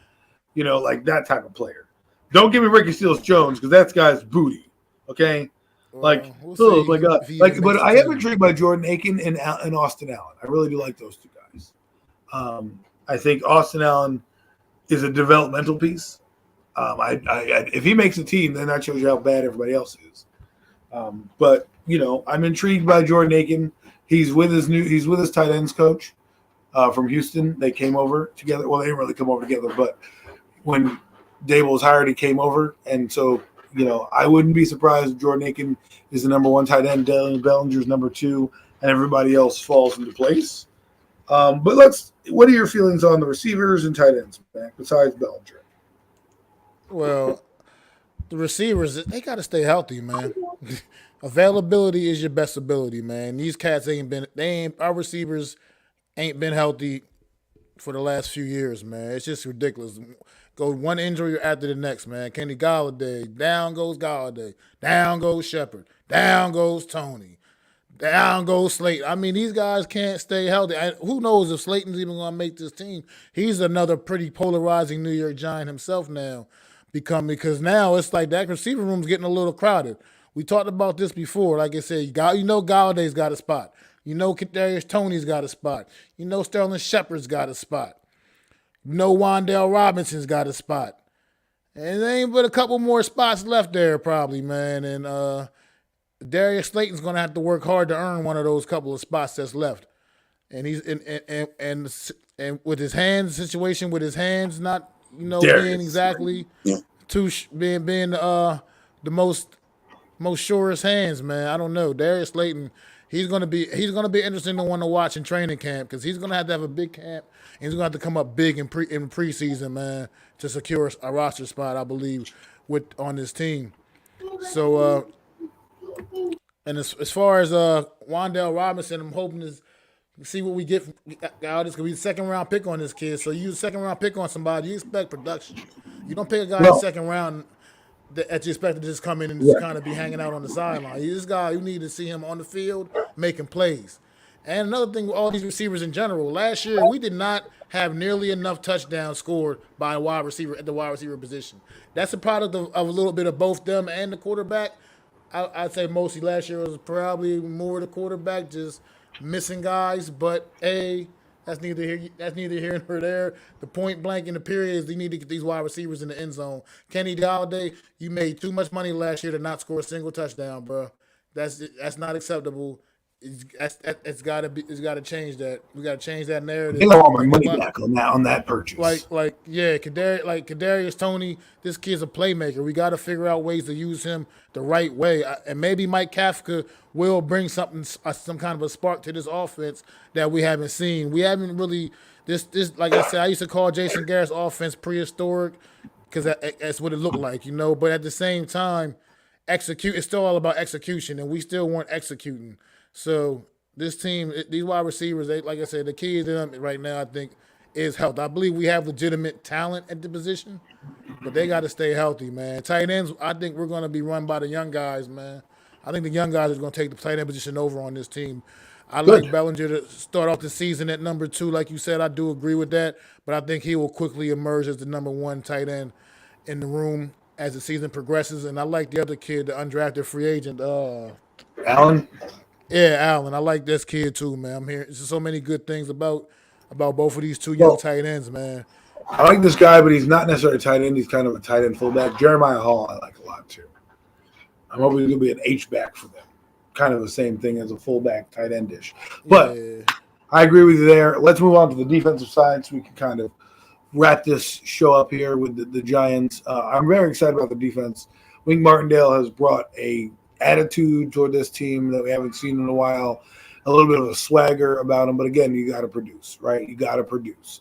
And the things that I'm mostly worried about are, as Pat and I spoke about before, are the secondary. And I guess we can start there because to me, the secondary is the weakest point.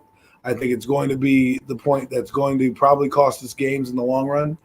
And what I mean by that is, like, listen, Aaron Robinson's Aaron Robinson. He hasn't started. He hasn't seen everything.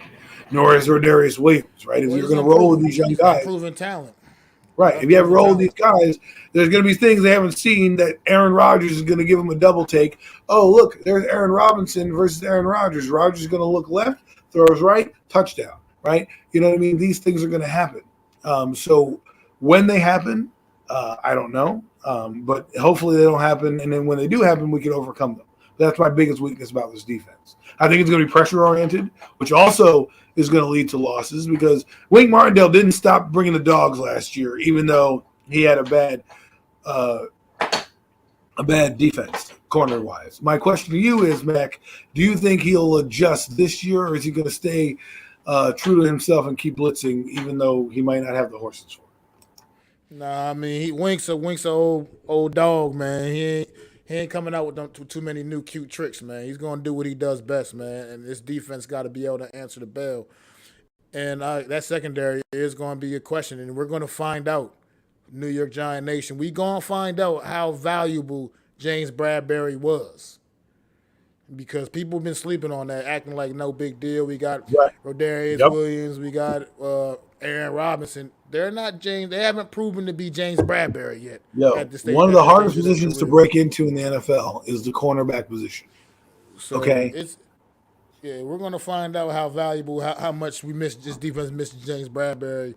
Probably right out the gate, because Wink's defense, like you said, very aggressive, blitz heavy, and those corners, they got to be able to cover. They got to be able to cover. You got to be able to make plays. So we're gonna find out, man. A lot of young guys, a lot of question marks there. I mean, I know Aaron Robinson showed flashes, but he's got to be able to put it together. Now he's gonna have to be the guy, and other kind of, so to speak. So yeah, but it's also about depth too, right? What happens, God forbid, Adoree Jackson pulls a hamstring for a game or two? Right, and so now you got two young guys. Let's say this happens, right? Giants are 2-2 per se, headed into London against Green Bay. But the caveat here is Aaron Robbins, Adoree Jackson went down with a twisted ankle. He won't be available this week.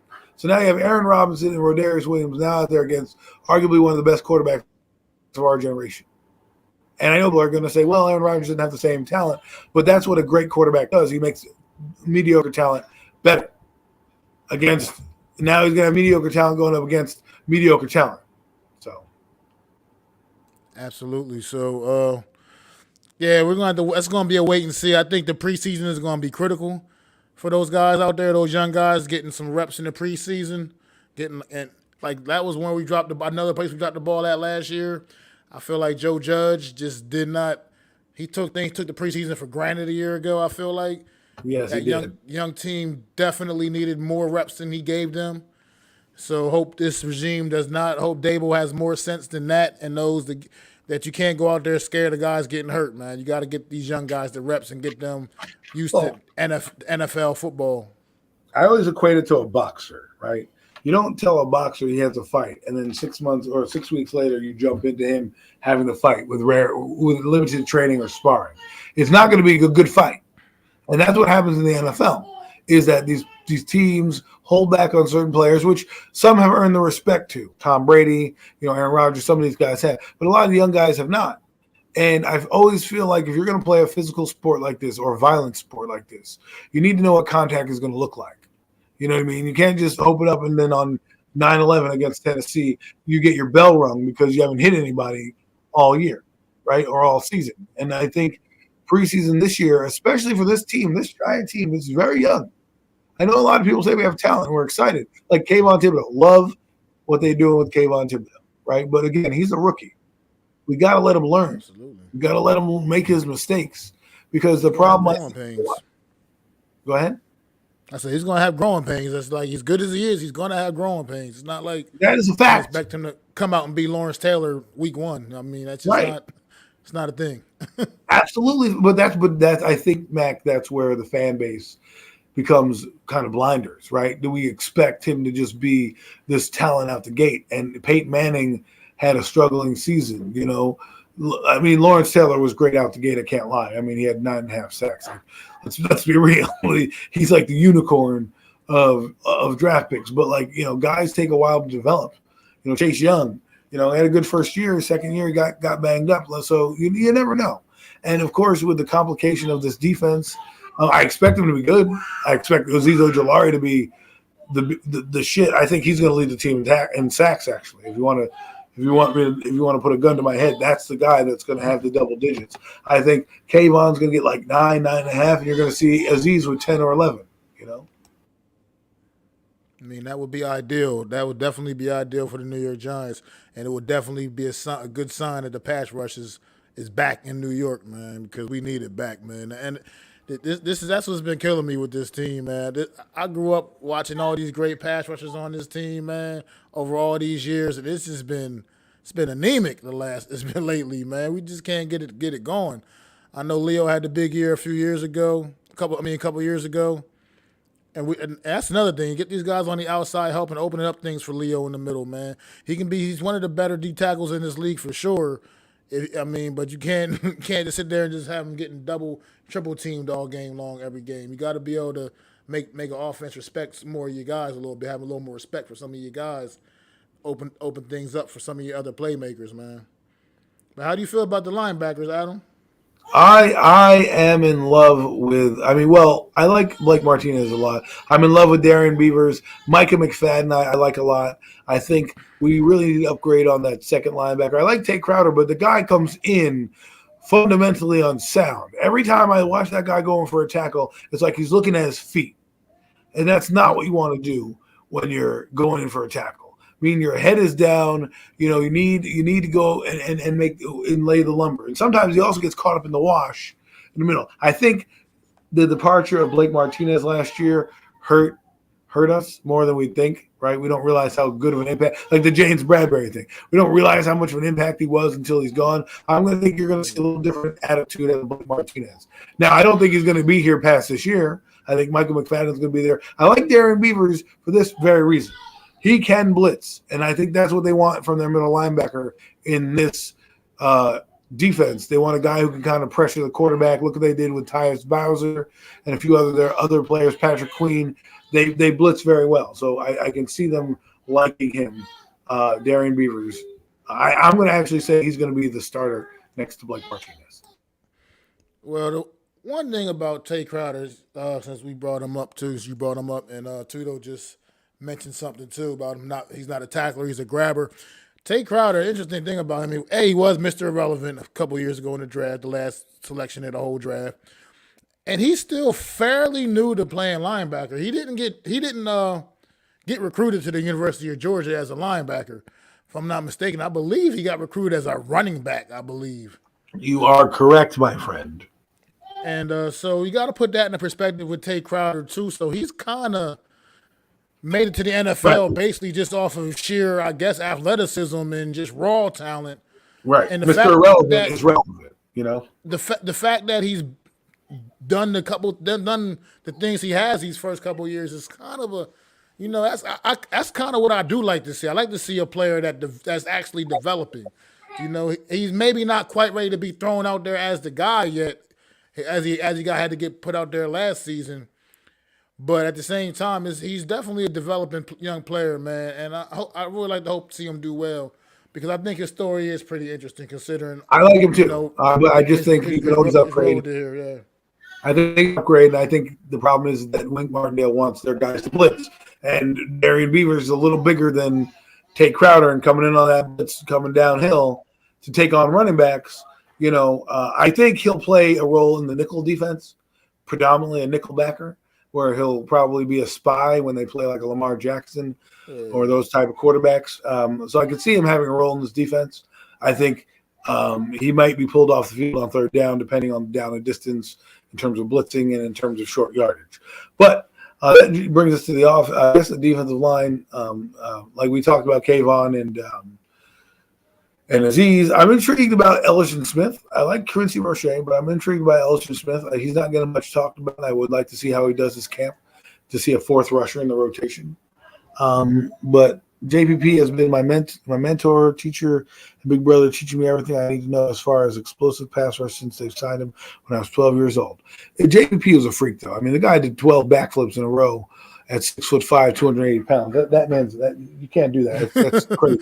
That's just a freak show. But getting into the defensive line, I'm really hoping Dexter Lawrence is put at the nose tackle.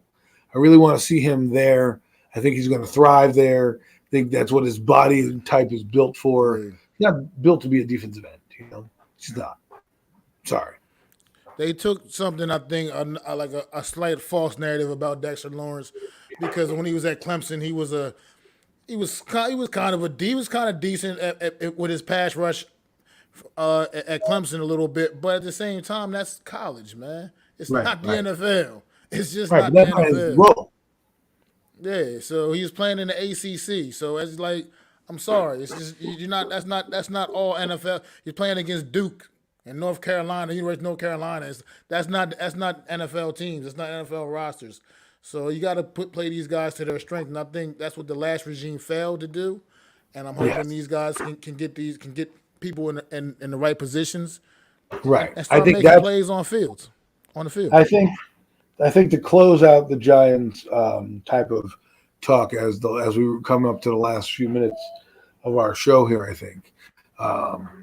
think the optimism is good because, like you said, the coaches are not going to pigeonhole these players like they did last year, right? I think whether or not the thing that I will disagree on a lot of people is with like the quarterbacks and players is like Xavier McKinney still balled out even in this system.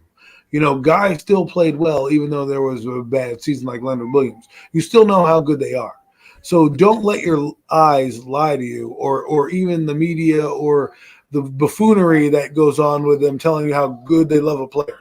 Your eye test doesn't lie. And the eyeball test has told me that number 8 is lying to me. Okay? Because if I were to do the eye test, he's not passing it. I'm sorry. He's just not. And I'm hoping this regime can fix it. But I think like NYG22 said, it's hard to fix a guy with 4 years in the league. That's why I want them to get a new guy, a new regime, get their own guy in that they can mold with what they're doing here. And if we have a problem with Dak Prescott making money, what do you think is going to happen if Daniel Jones has any ounce of a good season?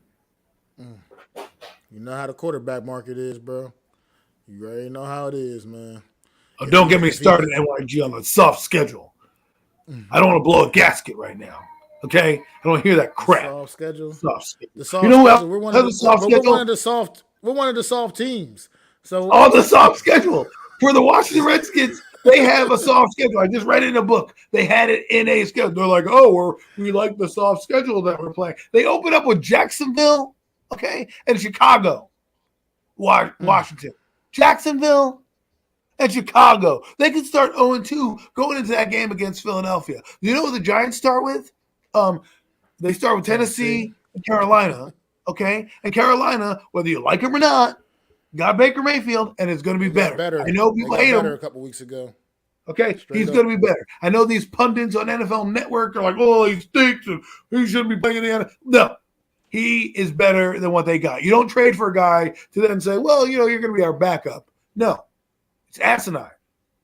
Sam Darnold stinks. Why? Because it doesn't pass the eye test. But my point here is that the Giants are not this soft schedule.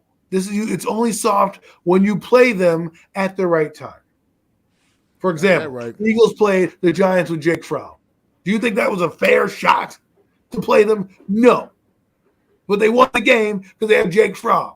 When they played Daniel Jones, they have a tougher time. It's when you play them and who's playing them at that time. And not to mention, who knows, Jacksonville Jaguars might come out and be the shit. We don't know that. Right. Nobody knows that yet. They didn't just sit on their hands all season and do nothing. They did things that they hope made their team better, including getting a better coach, getting a few more pieces in wide receiver, helping that offense, developing that offensive line. Other teams, they also doing things, making moves to get better, man. We're a lot of unknown. I can't wait to see us on the field. I think because we don't know what's what. So I can't. This is the most excited I've been for preseason, probably in a long, long, long time. I can't even remember the last time I was actually excited for preseason because I need to see our product on the field before I can really make a fair evaluation. But Mac, I want to say this, and you brought it up right there in your little point right there. Sorry, I don't mean to be little. Like, I'm not trying to be negative. All I'm trying to say is the point is that damn it, now I lost it. I had it. Hold on. I think the point here that we're talking about is execution, right? We don't know if they're going to execute. We don't know what they're going to do. And like when people tell me about a soft schedule and how we're playing last year, we didn't have the horses and we didn't produce. So how are you going to tell me these guys are going to come out all of a sudden, new playbook, are just going to come out gangbusters? I don't know if that's going to be the case. And I just can't say this off schedule when what if we play Carolina and they have Baker Mayfield and they have Christian McCaffrey and we just went out there and we lost Adoree Jackson, right? And now and our middle linebacker Blake Martinez is slow to come back. You know what I mean? I'm just saying, like every team has gotten better. So I don't want to hear about this offseason because you have to have a goal. And this is where my point is. I went on a little tangent. And I'm sorry about my little baby son crying in the background. He also agrees that, you can't just start. We got to crawl before we can walk, right? We got to walk before we can run. And right now, Giant fans are trying to run. We haven't built anything. We don't know how good this team is. We need to get Brian Dable and Joe Shane's guys in here and guys weeded out. We got a lot of moving parts to put together. Oh, the point was this, Mac, we have a lot more question marks than we have answers, and I don't believe all those question marks are going to be answered this season, which gives me pause for this team to do good things with those question marks. And that's my point that I was trying to make. Yeah, I agree 100%. Like I said, that's what we've been. We've been a team of just absolute question marks all season, man. All this off season. We don't know. There's just too much that you don't. There's a lot more. A lot of unknowns. Got to see this product on the field, man, before we can. Dare I say there are what they really going to be? Dare I say there are more unknowns with the Giants than any other team in the NFC East? Would that be a fair assessment on the team? Because I think everybody else, Washington has their quarterback and a kind of their team in place. Dak Prescott and the Cowboys, we know who they are. Philadelphia, we kind of know who they are. But I feel like the Giants, of all the teams, have the most question marks on the team to be answered. And the question then becomes, not to use all these question marks, but the question then becomes, how many of those are going to be answered and how many aren't going to be answered? And which ones will cost us, I guess. Because to me, I just feel, and this will be my last point with the Giants, is that they're not ready yet to compete with a lot of these big teams, and it's going to show next season. I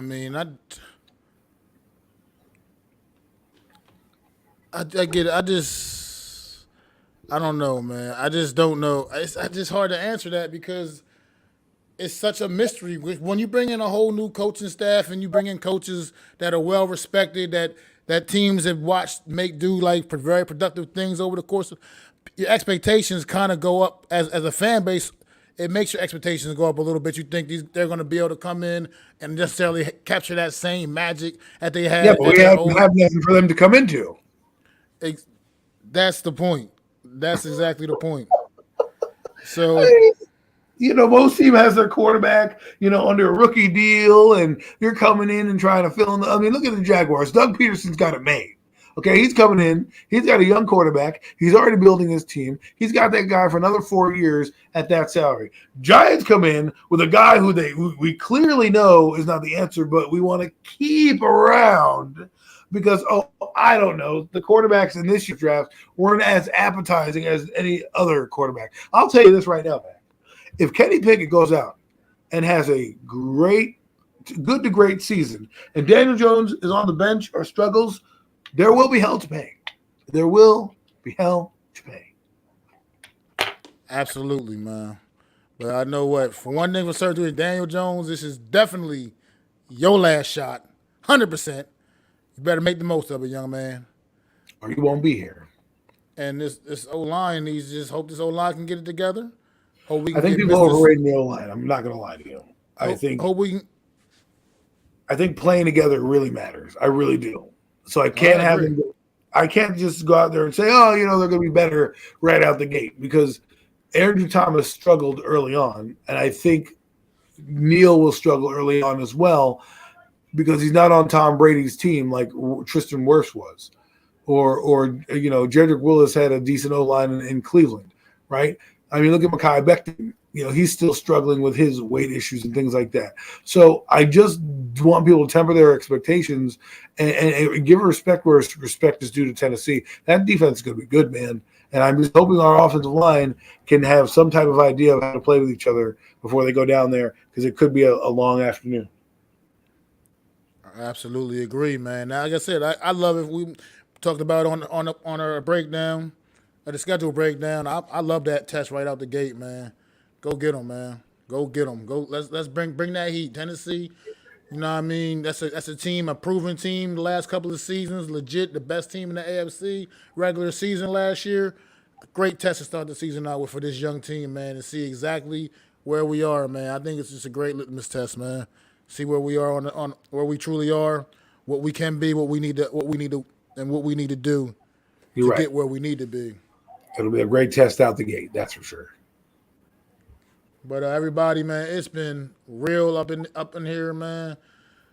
Appreciate everybody coming by for another edition of the Real Deal NFC East Round-Up with me and my guy Adam Costas, Tudo NYG 22. Oh man, all you guys in the chat: Olivia Quinn, Neymar, Zion, Stop Through, Coach Dante, Cole's Cowboy, Wales, AK, Philly B. All you guys, man, I really appreciate y'all. Miz earlier, Big Pat, man, shout out to Big Pat for coming on the show earlier, man, dropping some wisdom. Eric Seabrook, man, I love all you guys, man. We do this, man, and it's getting real, man. It is getting. Oh, no problem, man. YG22. Everybody, please go sub up the Unpopular Sports Opinions, man. NYG22 coming up, man. Back is here. Dropping some knowledge, man. And everybody, man, this is the Real Deal NFC East Roundup, and we get ready to bring this to you every Wednesday night. Not starting next week. I'm not going to be here. Your boy going to be in Mexico next Wednesday. But I promise one thing: if I do the tequila shot with the worm, I will upload the video on my YouTube channel so y'all can see. If I do the tequila shot with the worm, it's something on my bucket list. I want to knock it out. I'll be in Mexico, so I'm gonna try to knock that out. And everybody, man, in a couple more weeks, we're gonna be bringing this to you each and every Wednesday from all the preseason all through the regular season. Me and Adam Costas, man. Any final thoughts, Adam? All I have to say is, Mac, thank you for having me. This show has been fire. Thanks, Big Pat, for coming on. People, you need to tune in, because I'm telling you right now, you don't want to miss Wednesday nights at 5:30. We're going to give you everything you need to know, every storyline, every tackle, every hit, everything you need to know about this black and blue division. And I can't wait to do it. I have the best co-host in the world, in the galaxy, and on anywhere in this entire universe, MacDaGiantsFan. He's a great guy. He's awesome. He's invited me on here, and we're going to give it to you every Wednesday night. I hope you're ready. Most definitely, man. We definitely appreciate y'all, man. And like I said, in a couple more weeks, it's going to be a regular thing each and every Wednesday. As soon as that preseason get underway, it's going to be on and popping. Every Wednesday night, you're going to get me, Adam Costas, with the Real Deal NFC East Round-Up. Peace. I'd like to thank you all for listening. If you was feeling this, please take time to subscribe and smack them likes. Feel free to drop a comment and let me know what you think. Don't forget to ring that bell so you know when I'm dropping new content. It's your boy, MacDaGiantsFan. You can find me on Twitter, YouTube, and Facebook at MacDaGiantsFan. That's MacDa Giants Fan.